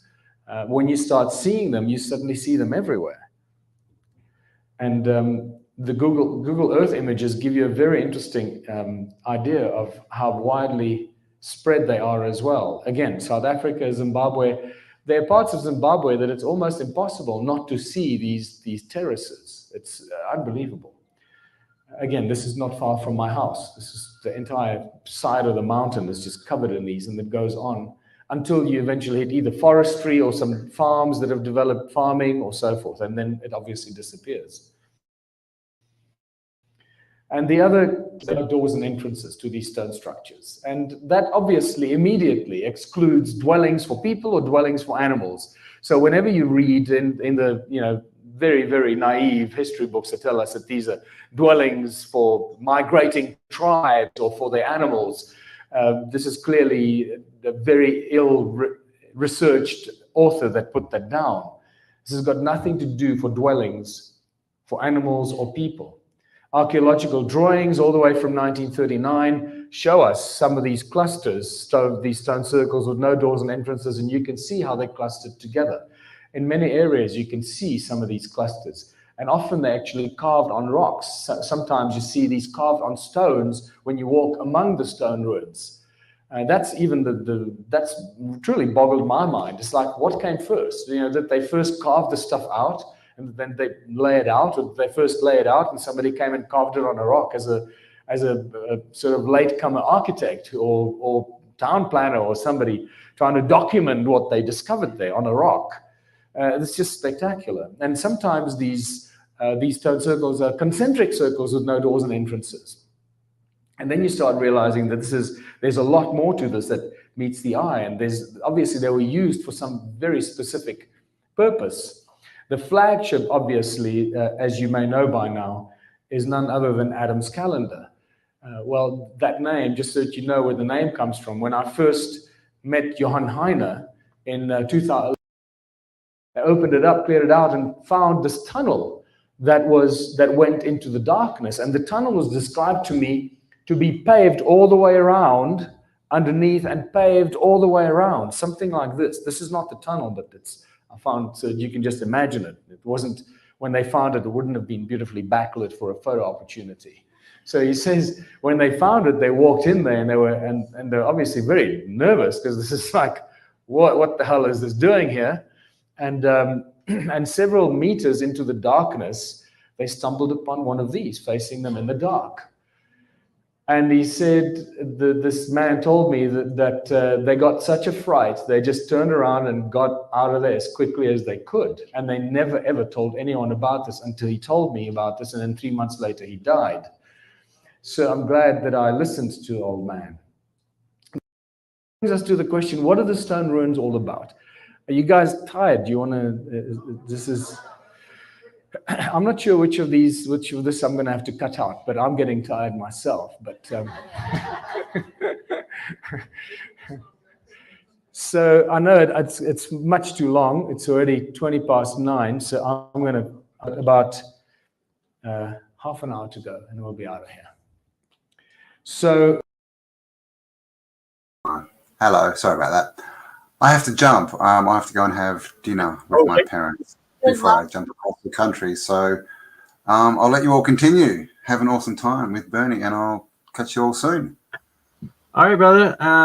Good day. Much love. And I will keep this going for about 10 or 15 minutes of explaining these stone circles here. Sounds good. All right. Stay awesome, everyone. See ya. Ta-ta. Love you. Blessings to your parents, Campbell. All right. We are at the 1 hour 50 minutes mark. So let us finish this awesome explanation of Michael Tellinger coming up about the stone circles and how the research and documentation of the crazy energy they've gotten coming out of it. Of the sound frequency that comes out of the earth at that specific point. That's what this is all about. And some of these cymatic, like sand on a metal plate, but now these are stones, right? Some of the structures are actually very distinct magnetrons. And of those flower shapes, every time you see a flower-shaped stone circle, it means they actually built an ancient giant magnetron like this. Magnetrons that that can cut metal in a split second. And I asked two magnetron scientists, how much energy would a magnetron 40 meters in diameter generate? Remember that a tiny magnetron can create so much energy in a laser beam that cuts metal in a split second. I mean, it literally just melts the metal. And the answer was that a magnetron that size would create more energy than all the power plants on Earth together combined. One, we have thousands of these magnetrons in Southern Africa, thousands of them. So these guys are generating so much energy. It's insane. And we know this because we measured it. We measured the sound frequencies, the electromagnetic fields, the loudness in decibels. And it's just insane what's coming out of these stone circles. I'm not going to bore you with that because it's just, it's getting late. Adam's calendar is the most powerful of all these ancients of these stone circles. Adam's calendar is actually much, much more powerful. It's as if they all seem to be sending their frequencies to Adam's calendar, and that's like the collection point for all this, the energies created by all these millions of stone circles. That's what it seems like. I can't say it is, but that's what it seems like, because the frequencies there were just ridiculous. Beyond 375 gigahertz coming out of Adam's calendar at the site. And electromagnetic fields that run horizontally and then vertically between the two stones in the middle. What we have at Adam's calendar is a very definite toroidal effect. And it's alive even today because we measured it. And that reminds us that the stones that ring like bells are what? They're just crystals. They're very, very high in crystalline substance. Very rich in quartz and silica. And remember, silica carries memory. Quartz carries memory. You can store virtually infinite amount of information and knowledge in quartz crystals. And this is why they don't put them in our computers, because that would make the computer industry obsolete. That you buy a computer once and never again. And that's what we're going to do in our Ubuntu communities, build bloody supercomputers. So, because we know how to make them. So when you look at ancient structures built out of stone, you realize that these guys knew exactly what they were doing. They understand that stone... Sorry, just pausing it to state that magnetrons are what's used in lasers to focus and condense the different lights into the actual laser beam. So these would be sonic ones, quite intense. Is the tool that carries with it, in it, information, storage capacity. It's an energy source. And that's why they used stone, not because they were stupid, because they were very, very smart. We're the dumb ones, but we're catching up quite quickly. So what's very obvious now is that all these ancient structures, from the pyramids, Borobudur, etc., are all ancient machines. They were giant machines built out of stone, crystalline substance, to create or to perform specific functions. It's just the function that we haven't figured out. What were they built for? What were they supposed to do? And this is why they are aligned with the movement of the sun, because we always amazed, look, this is aligned with equinoxes and solstices and all this, and we think, because they worship the sun. Oh no, stupid. This is our stupid way of imagining that the ancients were stupid.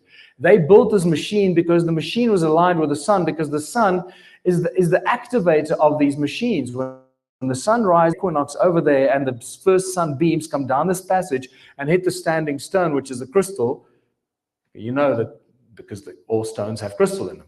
So it's like hitting enter on your computer. Bing, it switches the machine on, and the machine does whatever function it's supposed to do until the sun moves over there, and then the beam comes to another passage, and then hits the sun, the light and the sound of the sun beams or sunlight hits another stone, and it makes the machine either stop whatever it was doing or perform some other function. And this is why they are aligned with the movement of the sun. So they work whether they're being operated or not. We don't have to sit there and wait and keep making it work. It works on its own. It's powered by the sound of the earth and activated by the movement of the sun. I mean, it's bloody brilliant.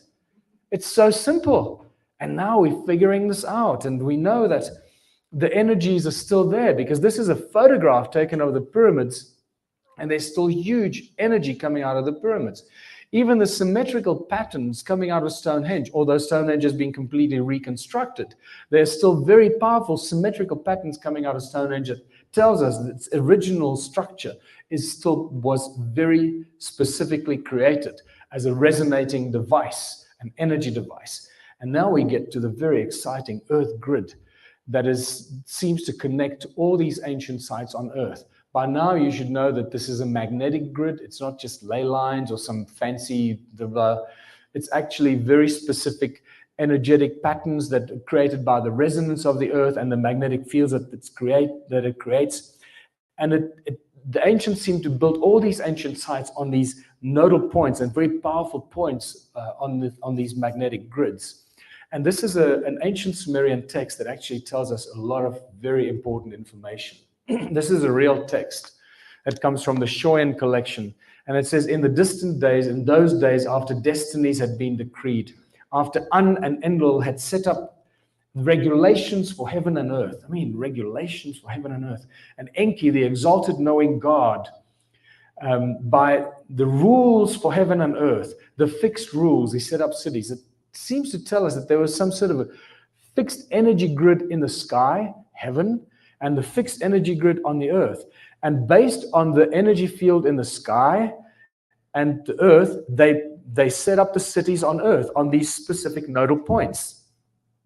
And then David Wilcock several years ago discovered that the emblems of the Space Command and the Air Force and so forth in the USA refer to the rules. And they have these bands around the earth, these white bands with these little delta shapes on them. And they refer to those bands around the world as the rules. And they say there's some sort of energetic field around the world. They don't know where it comes from, but it's always been there. Some sort of energetic field up in the sky that this same Sumerian text seems to refer to. They built the cities according to this energetic grid. And here we have the same rules. Read there. It says, the fixed rules, by the rules for heaven and earth, the fixed rules, they set up the cities. And here we have the fixed rules in the sky on the military and Air Force logos. And my friend Paul Gravenstein in South Africa, who's a remarkable guy, but we don't have time for me to talk about him. He actually measured these rules or these energy grids in the sky. He phoned me out of the blue and he was freaking out. He said, I don't know how to tell you this. I don't know who else to tell, but I picked up this bloody energy grid that's up in the sky. It's just everywhere.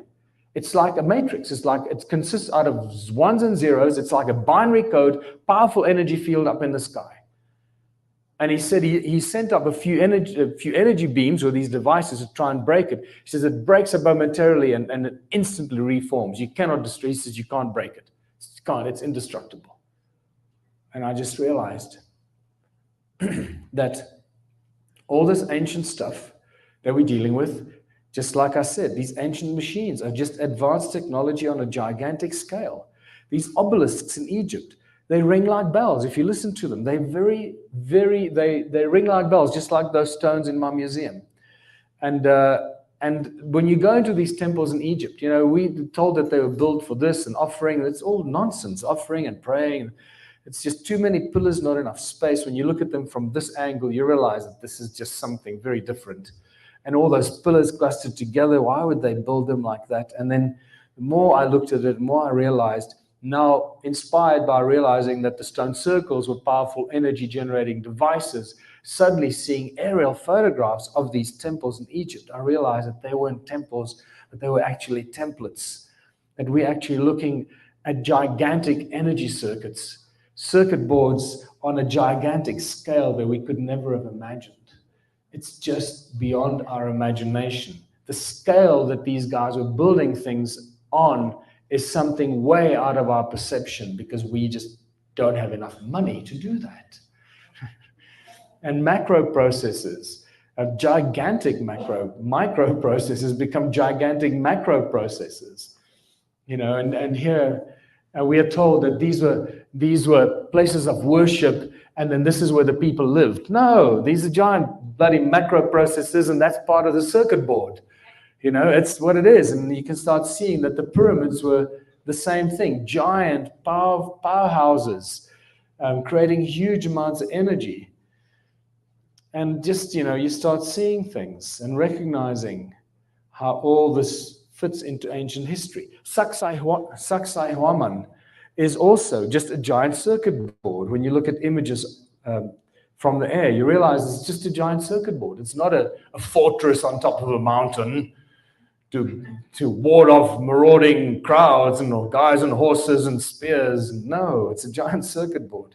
And Borobudur in Indonesia, I mean, look at this. This is just insane. It's like just by looking at it, you see it actually resonating in front of your eyes. It's actually moves. And look at the top of Borobudur. That doesn't tell you that these are energy generating devices shooting stuff into the sky. So all of these ancient temples and structures somehow were built, or many of them, to generate energy and shoot it up into the sky. So it seems like these are the devices that seem to keep this energy grid up in the sky. And possibly this is a matrix that keeps us enslaved and dumbed down and unaware of what's going on outside of our own planet. What is actually out there? What are we looking at when we look up at the sky? As I said, I no longer believe anything that NASA shows me. And it seems that the human sound was actually the source of the energy that holds up the matrix in the sky. Because you find these beautiful amphitheaters attached to what used to be these circuit boards. So they get a bunch of people into these amphitheaters, get them excited, they make a lot of noise, and they channel that sound into the circuit board. It activates the machine and it starts to make a noise or whatever and shoots the energy up into the sky, upholds the matrix.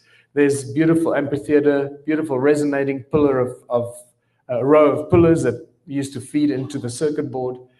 And so it goes. There's another one. The circuit board was on top of the mountain, and the source code for it was the amphitheater on the side.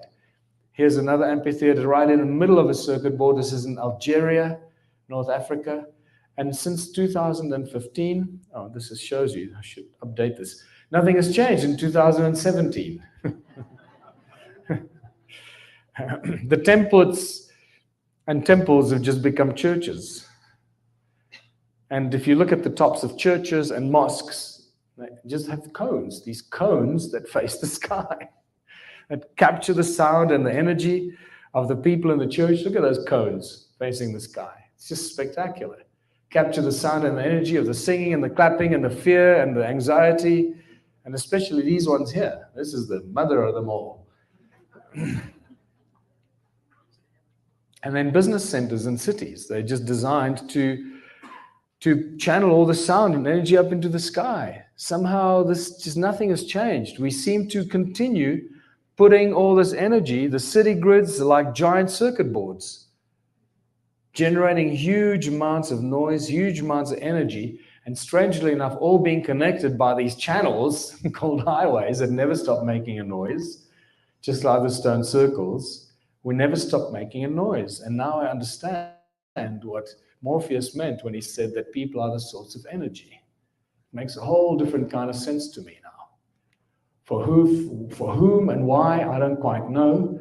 But it seems that we're the energy source that keeps this matrix or this energy field around our planet or up in the sky.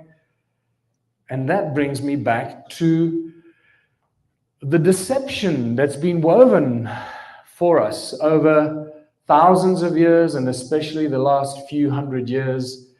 And this whole thing of gravity and the reality that we find ourselves in. You know, Isaac Newton had almost no knowledge of magneticism. He actually mentions that he didn't understand it, and therefore he didn't write about it. If he only understood magneticism, he would not have come up with the crap that has been shoved down our throats. Gravity doesn't exist. It's all an aspect of magneticism. But you can't say this at any institution. We observe it, we can't explain it. It's called gravity. It just holds everything together. And it's there to support some very, very important philosophies that have been shoved down our throats about the world that we find ourselves in. In fact, Coulomb describes gravity as an electric phenomenon. And it's very eloquently explained and very easily explains all the activities around us, especially supporting the whole toroidal structure of our reality. Gravity is much easier explained and explains all aspects of our reality through magneticism and not through this invisible, undefinable thing called gravity. Sound creates magnetic fields. Moving magnetic fields create electricity. Everything's affected by magneticism, sound, and resonance. And therefore, gravity is a consequence of sound and magneticism. And this is why it should be called the magneto-electric universe and not the electromagnetic universe. Even the precessional wobble of our planet. Remember, we talk about the precession of the equinoxes, this 26,000-year wobble. Even that can be explained with magneticism, because magnetic fields have their own precessional wobble, like is explained here. It's spectacular how suddenly everything changes in our reality. And we can start looking at the world we find ourselves in very, very differently. In 1887, there was a very important experiment that was performed, and I'm almost finished here, people. So you can just relax. This is the home run. This just blows my mind. Okay, and in 1887, these two brilliant scientists, and they were pretty much pushed out of our knowledge pool, out of our psyche. Michelson Morley performed what became a very important experiment, because until then, all scientists throughout the ages were obsessed with the ether. It was called the ether. The ether, the breath of creation, what holds everything together, what holds creation together, what holds the planets in place, and so forth. And it was called the ether. And they were obsessed with the ether, and they couldn't quite understand what the ether was. They had all kinds of definitions for it. If only they understood that it was vibration and resonance. That's really what they were describing, was the ether, is vibration and resonance, the breath of the creator that holds everything in perfect harmony and coherent, resonant harmony. So Michelson-Morley experiment was performed to prove the existence of the ether. And they wanted to prove that the earth moves through the ether. Well, they did two very important things. First of all, they couldn't find the ether. They couldn't prove that the ether existed. And they did this with sending out light beams in perpendicular directions, and they were measuring the movement of the light bouncing back, and they found there was no movement. I'm giving it to you very, very basic English, so it's easy to understand. You can go and research this yourself. And what came back is that there was no movement, there was no deflection, nothing. So the conclusion was that the earth is not moving through space. Therefore, the ether does not exist. So I'm not worried about the ether too much, because by now we understand that it's resonance and sound. But the most important thing that they showed is that the earth does not move through space. And as we sit here in this room right now today, there is no scientific evidence whatsoever that has been proven beyond any shadow of doubt, other than the evidence that we've been shown by NASA or the other space agencies. By now we know who they are and who controls them. There's no scientific evidence that the earth actually moves through space.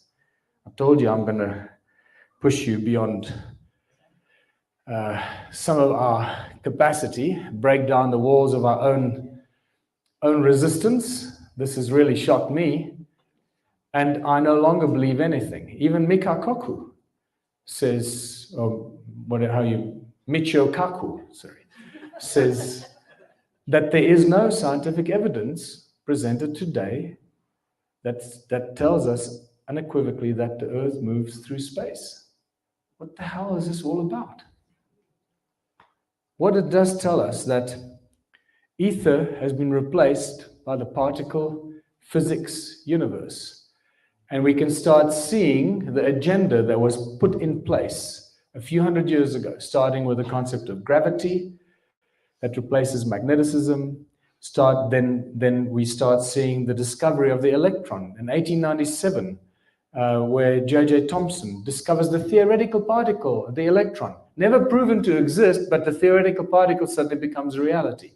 And a few years later, let me remind you, do you see anything physical in the picture of the electron? No. And this is why people like Nikola Tesla and Ed Leeds-Kalnin's comments, and even Albert Einstein and many others about the electron and that whole agenda of replacing the ether of creation with particle physics. Particle physics very quickly replaces the ether, because that's something they didn't want to get us sucked into. And suddenly Rutherford comes with his atomic model in 1909, 1911, and we are still stuck with the same bloody bullshit atomic model that was presented by Rutherford. And that, quite frankly, if you go and look at that experiment, that atomic model experiment, I'm sorry, I read it, I've looked at that over and over again. It is so naive, it is so stupid. And it can be so quickly and easily explained with magnetic fields. Everything that Rutherford experienced and reported on with his experiment could be very simply explained with magnetic fields and toroidal fields. And then by the time Einstein released his theory of relativity, that was the final death knell in the ether, or the theory of the ether, or as we call resonance and frequency.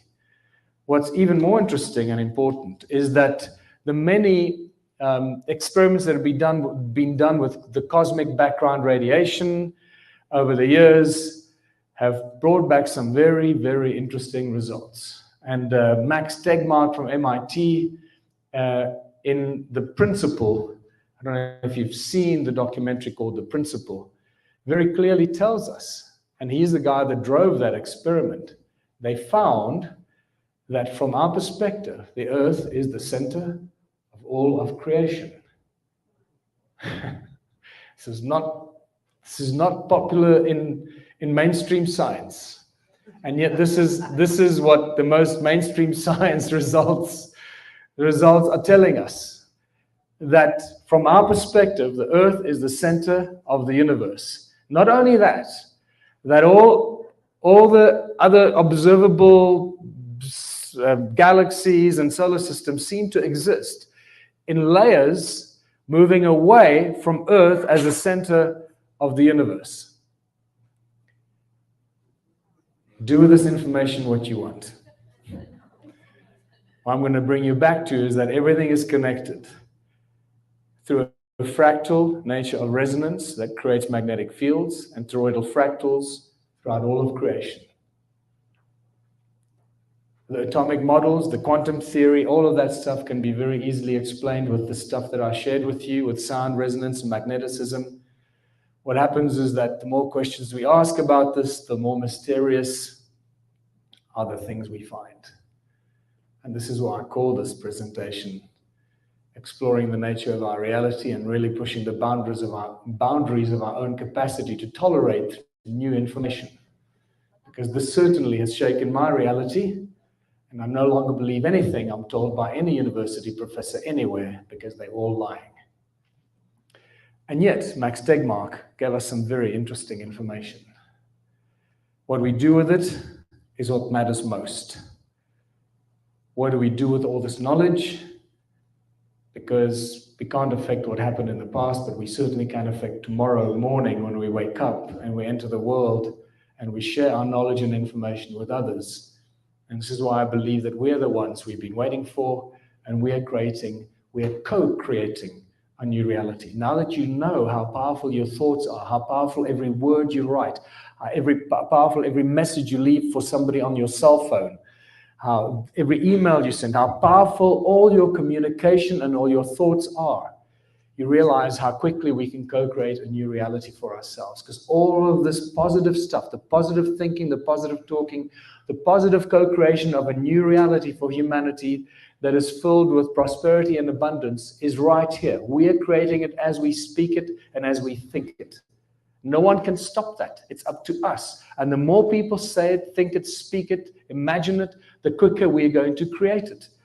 And we are more enslaved now than we've ever been before. But with this enslavement comes the absolute understanding of how important it is to liberate ourselves from this enslavement. And it'll require a whole new kind of thinking, because we cannot solve the problems that were created for us with the same kind of thinking that created the problems. So our system is broken. It cannot be fixed. We need a whole new kind of system to get out of this mess. We've been born into the slavery. We now understand it. We've grappled with it. It's okay. The fact that we get it, we understand it, we can now do something about it. And remember,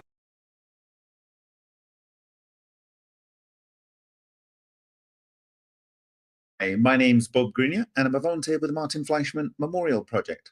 So in this presentation, I wanted to decode the last part of the picture that Nikola Tesla, in my view, clearly staged when he was promoting his weapon to end all wars in approximately 19.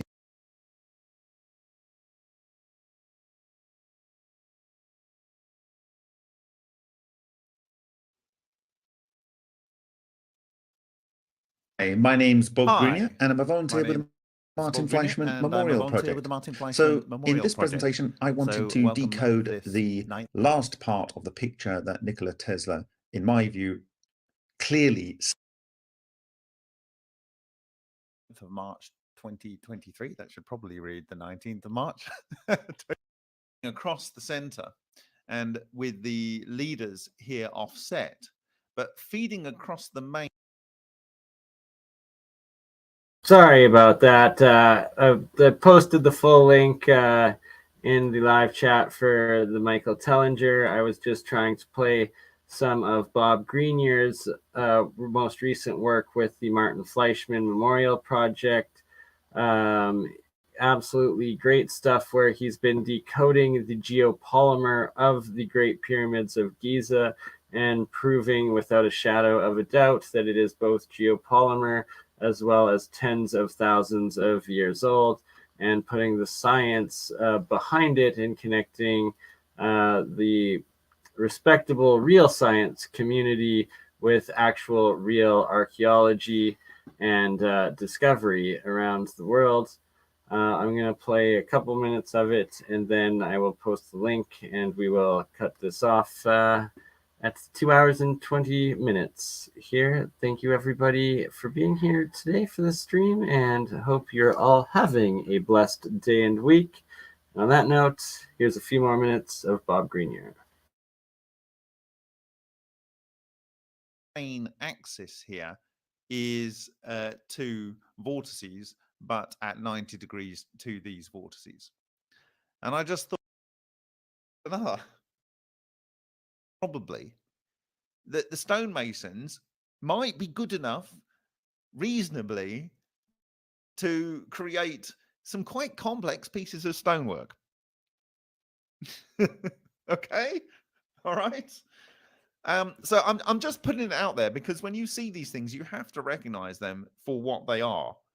And the other thing is I've got a lot of beautiful images that we can use, and they will be publicly available.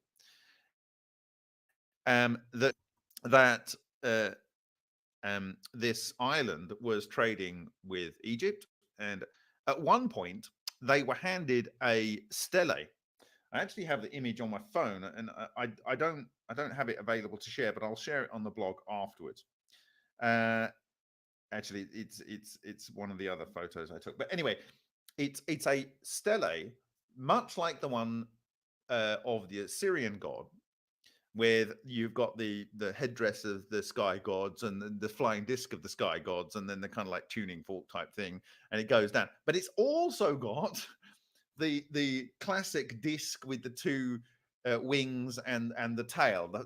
Again, another representation of this so-called flying disc. And this stele, the cuneiform on the side, it's in apparently a German museum, and they have a clone in Larnaca in the museum I went into. And what it is, it's basically a thank you note from the Assyrian king for the however many it was, the 7 or 12 or 13 or something kings of Cyprus pledging their allegiance to Samaria or to the Assyrian lands or something.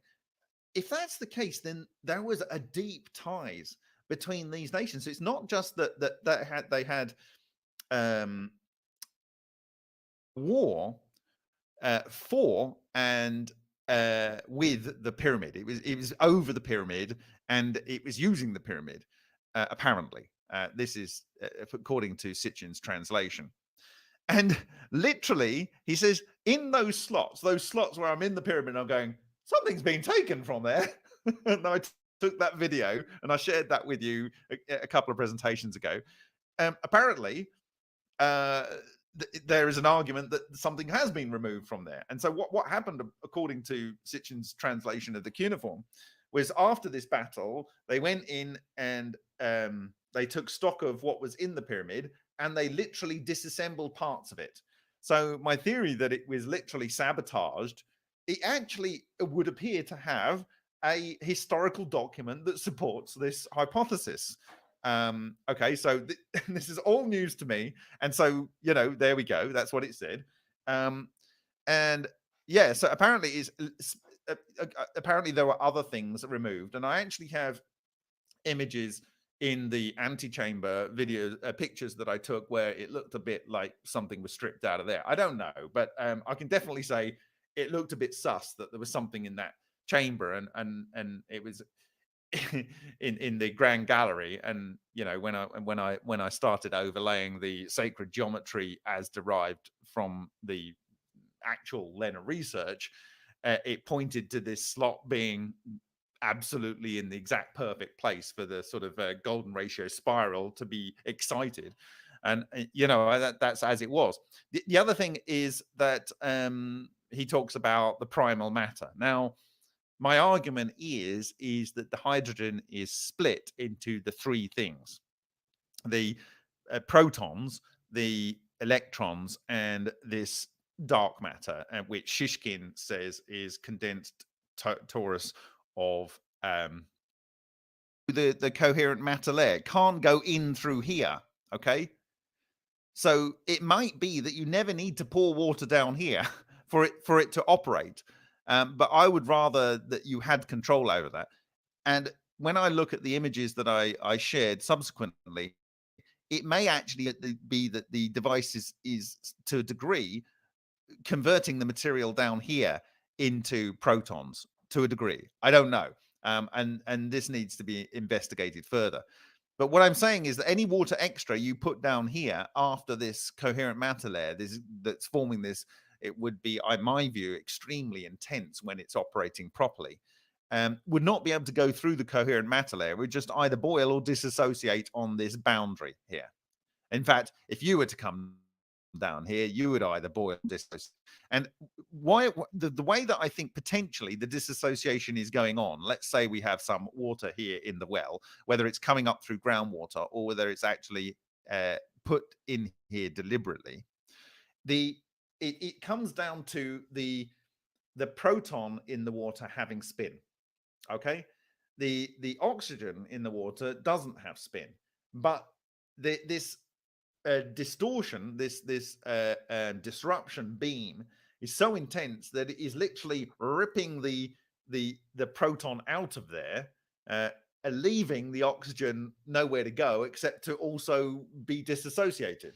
So you end up with disassociating the water in a non-thermal,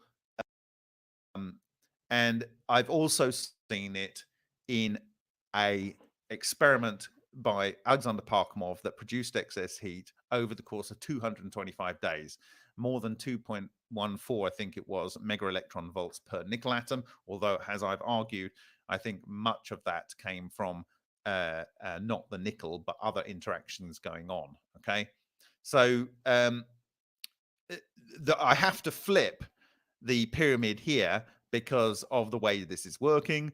This is the material here goes into the wormhole and out here. So you're looking at the back side of the action inside the pyramid. So I flip this, and this isn't the correct structure here. It's an approximation in the artwork of Wikipedia. There's a better approximation by Petra, and I have Petra's book, and we'll look at some aspects in there in a little while.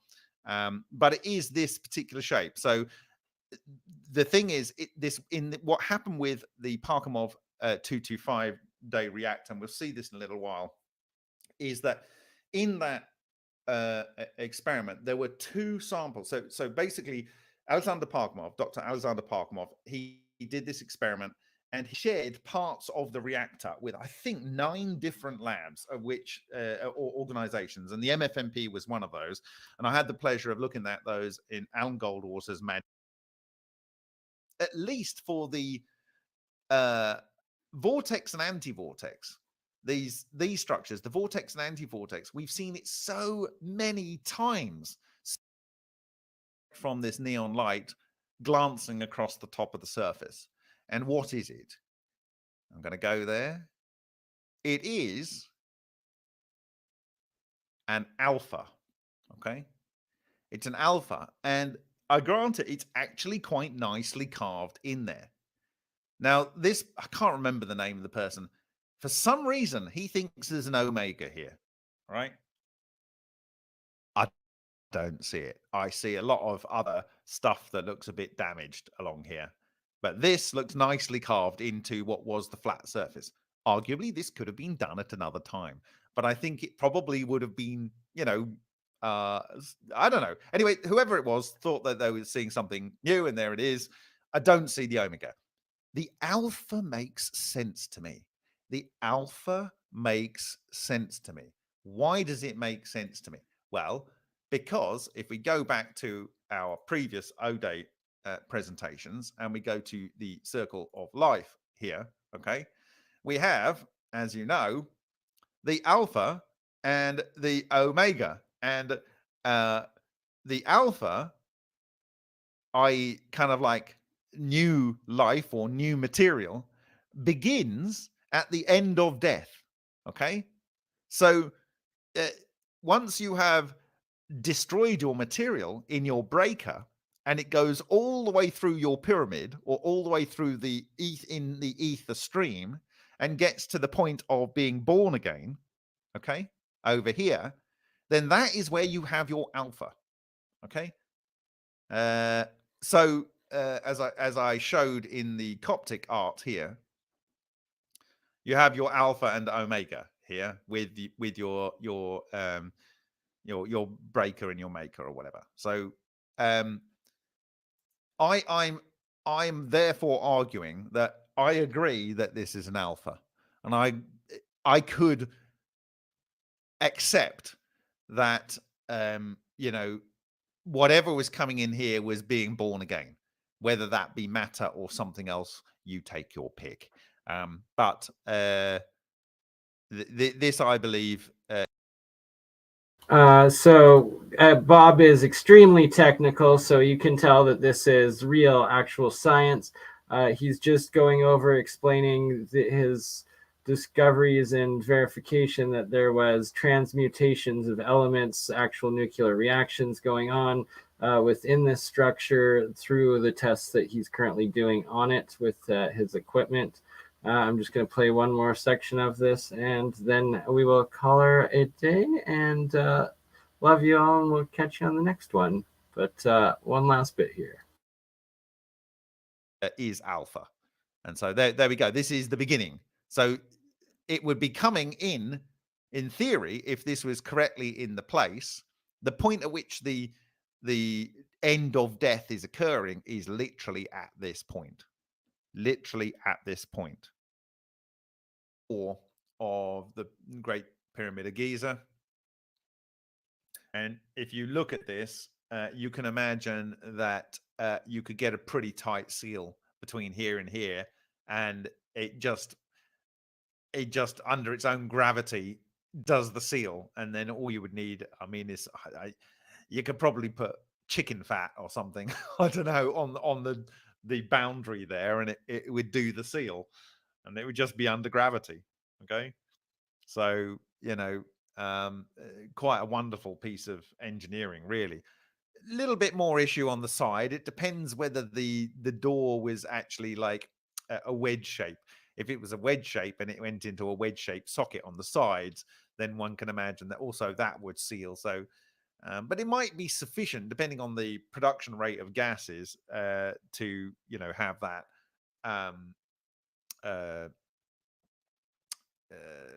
you know, sealing better, but it may not be necessary depending on the rate of the production of gases.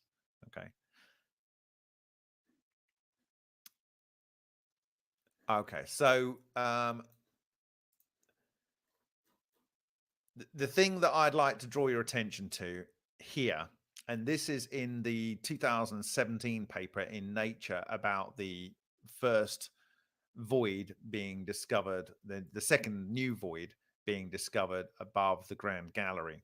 Okay, and here is their image here of the location of the various elements in the pyramid.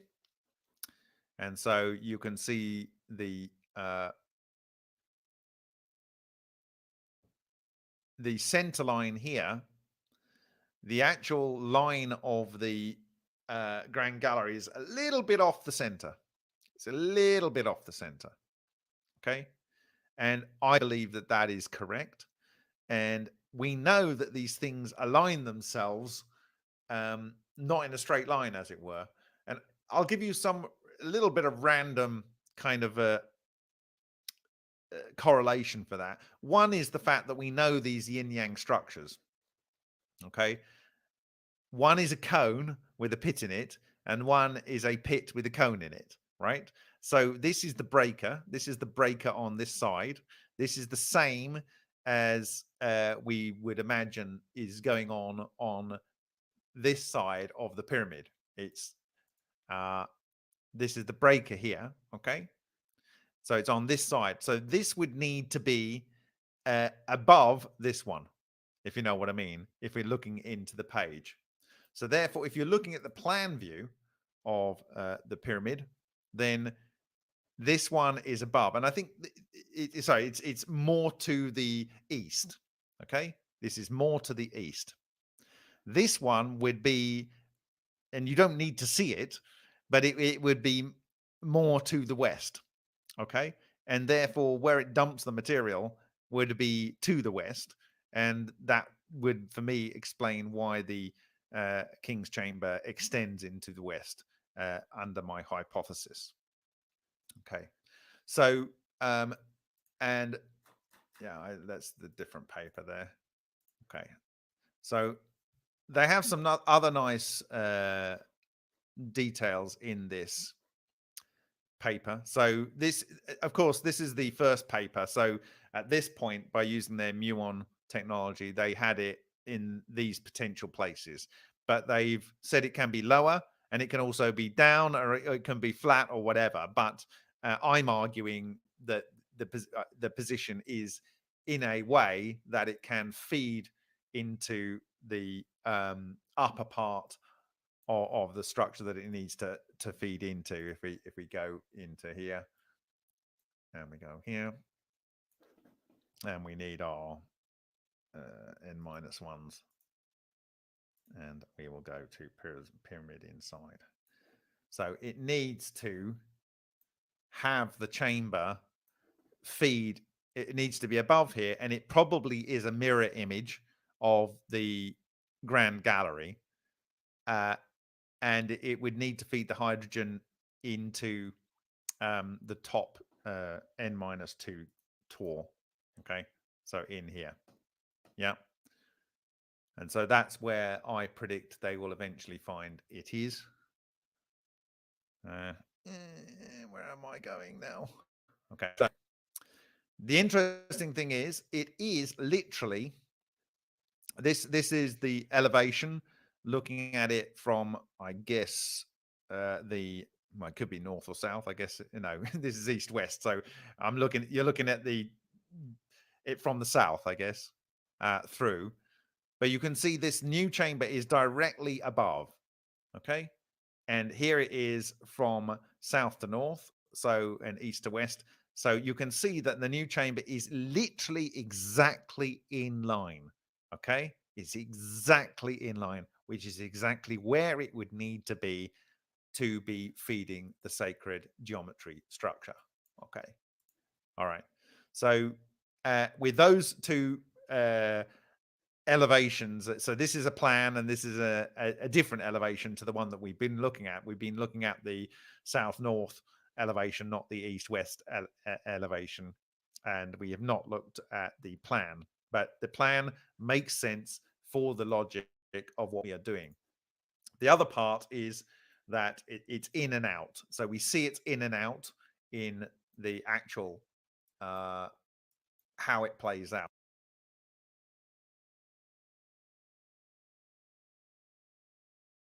All right, sorry, paused it there. I'm going to be ending it on AutoDidactic channel and my Crypto Alchemist channel, as well as on Facebooks and Twitter. But I'm going to keep it live on the link that I just posted in the live chat here on my BurnEye Smallers channel.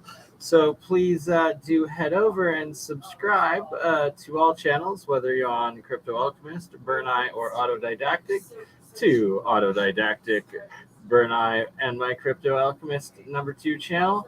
Love you all. Thank you for joining in. This right here is monoatomic gold that was mixed with, it was the pure white monoatomic gold that I then mixed with some crystalline nano gold, and that is why it actually still has the gold color along with it.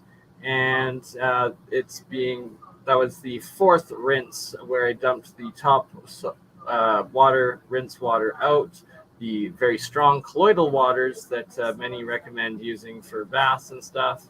But anywho, I keep it, I use it for other purposes, but I'm rinsing the salt out, rinsing the toxins out, and you can see how this metamaterial monatomic gold fully fluffs up and then settles down into its small, more condensed, fluffy state, and then produces the colloidal water. And I will also be updating and consuming a very small amount of this actual monatomic gold and giving you my self guinea pig results of consuming some of this golden monoatomic material. Possible meta material, possible positive side effects, hopefully not negative. Hopefully I don't poison myself. Hopefully I don't give myself heavy metal poisonings and do harm. And that is why you should not try this at home, especially if you don't know what you're doing, as it can be just as harmful, if not more harmful than positive, if you're taking the wrong stuff. If it oxidizes, turns diatomic, hydroxides, the rest, that's how you get heavy metal poisoning and die and do extreme damage to yourself. It's no joking matter. But inversely, it seems the opposite is effect of the good monoatomic. Not making any claims. Thank you, YouTube. Love you all. For those that want to continue watching Bob Greenier's full stream on its own, here's the link one more time, and some bonus material here over on my BurnEye Mind's Third Eye ScienceGuy channel that we will keep this live going on for a little longer, which is now coming in all the live chats right here. Subscriptions, always, please subscribe, please like, please share these materials out. It's crucial for all and getting the word out. And let's see here. You can, also, all of everything that's played tonight is on my backup Twitter channel. I've got a recent episode on alchemy with Benjamin Balderson, Odin's Alchemy, very awesome as well. And we're going to be going for the bonus, still live on my channel, the Ode decoding of Tesla's flower and these other ancient occultic symbols that Bob Greenier shows are actually energetic, high energy, high technology symbology and usage, and goes through in-depthly decoding both Tesla's work and the ancients, and you don't want to miss it. So come over to the BurnEye channel where it will still be playing. I love you all. We'll catch you on the next one. If you're not continuing on, if you are continuing on, see you on the BurnEye channel. One last time, right here. Please do come subscribe. All donations to keep this work going is greatly appreciated. We are funded and supported by all of you beautiful souls. And for those that can only afford a like, share, and watch, thank you for your support, all of you. We love you. We do it for you. Have a good night. Thank you. And like I said, still live on BurnEye, ending on the rest. Catch you on the next one.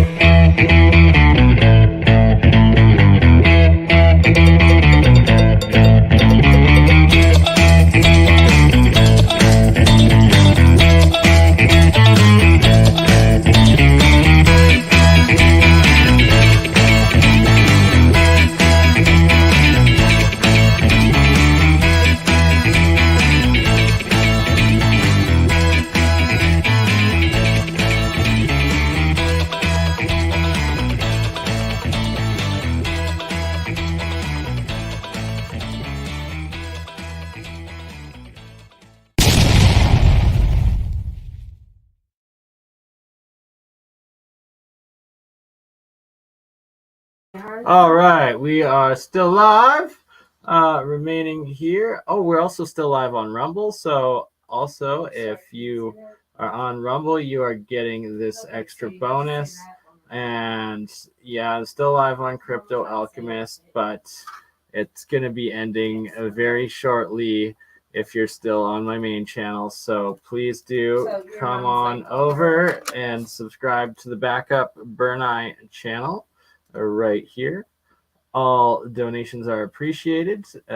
Thank you, everyone, and bless all of you for being here, for sharing, for caring, and for being open-minded and intuitive and doing your own research always. Don't take our words for what we're saying. We're just presenting the information we find interesting, that we believe relevant, and our own opinions, theses change as new evidence comes out as well. So nothing is set in stone like these megalithic ancient buildings are, and that's why they're still here, and we're digging them out and figuring out our past. And I love you all on Crypto Alchemist. Here one last time, the link for the live that shall still be continuing on BurnEye for this Brucey bonus. And also, YouTube, thank you finally monetizing my Crypto Alchemist channel as well as my BurnEye one. And that is it for Crypto Alchemist. It will still be live with some extra Brucey bonus on the BurnEye after this brief little trimmed clip. And we'll keep it on Bert and Ernie so you can see the monoatomic gold settling. And we'll be right back in one momentos. And for just a little what's going on, we are live on AutoDidactic on So anyway, it's pretty intense. like literally there's like hundreds, thousands of giant stories, pyramid stories, burials of these elongated skulls. It's these reset long lost higher civilization on macro scale, like the work you found, Dutch, of literally. Oh, yeah, that was shorter than I thought. I'm just giving everybody that blue wrench is subbing in that's still live on the BurnEye. You comment on either of my channels, you get that moderator wrench. And BRB. with the bonus. Tall. They were known for being extremely tall. And now get this. The Galatian people had moved down to Turkey in somewhere pre-Rome time. So this is a standard time frame, right? But pre-Rome time, the Galatians came from Ireland and settled down in the Turkey area. And the red hair thing and the tall people, and they said they were seafaring. This is now in the legend, and that they also spread out other places, which then, of course, fits with every other continent around the world. So Turkey, this is weird because Turkey is just above Assyria, right? So if you take Assyria, which is the old name for Britain, was called Albany or Albion at one point. So that name comes from in 1650 BC, an Assyrian king decided to fucking leave Assyria and go sail somewhere else. And he went to Britain, which is why they named the place after him. But if you go into mythology, Albion was actually a giant whose corpse is Britain itself. Like he died and we're living on his back, right? So you take the two things into, with a pinch of salt and you mix them together. Perhaps, like you say, if Turkey was covered by these ginger giants, perhaps Assyria was also, and perhaps he's the person that's gone over to Britain to create this race of giants. Again, if you look at Gog Magog, who is the apparent last giant to be killed in Britain by Brutus when he arrived there. Welsh folklore will show you that Britain was previously inhabited by giants. Well, you'll see that he's depicted as a ginger, tall-haired Pictish man, Picts resembling Tartarians, but he's a giant ginger man who is killed before humans can move into Britain. So don't you think that connection between Turkey apparently being inhabited by tall ginger people, then Assyria, just below Asia Minor, which was Turkey at the time, apparently has Albion who comes over with giants, and then Gog Magog, one of his descendants, is killed and he's a tall ginger giant. We cannot overlook that. You're on to something huge here, guys. This is all live, just so you know this. Like I. Oh, like, right. I'm And gonna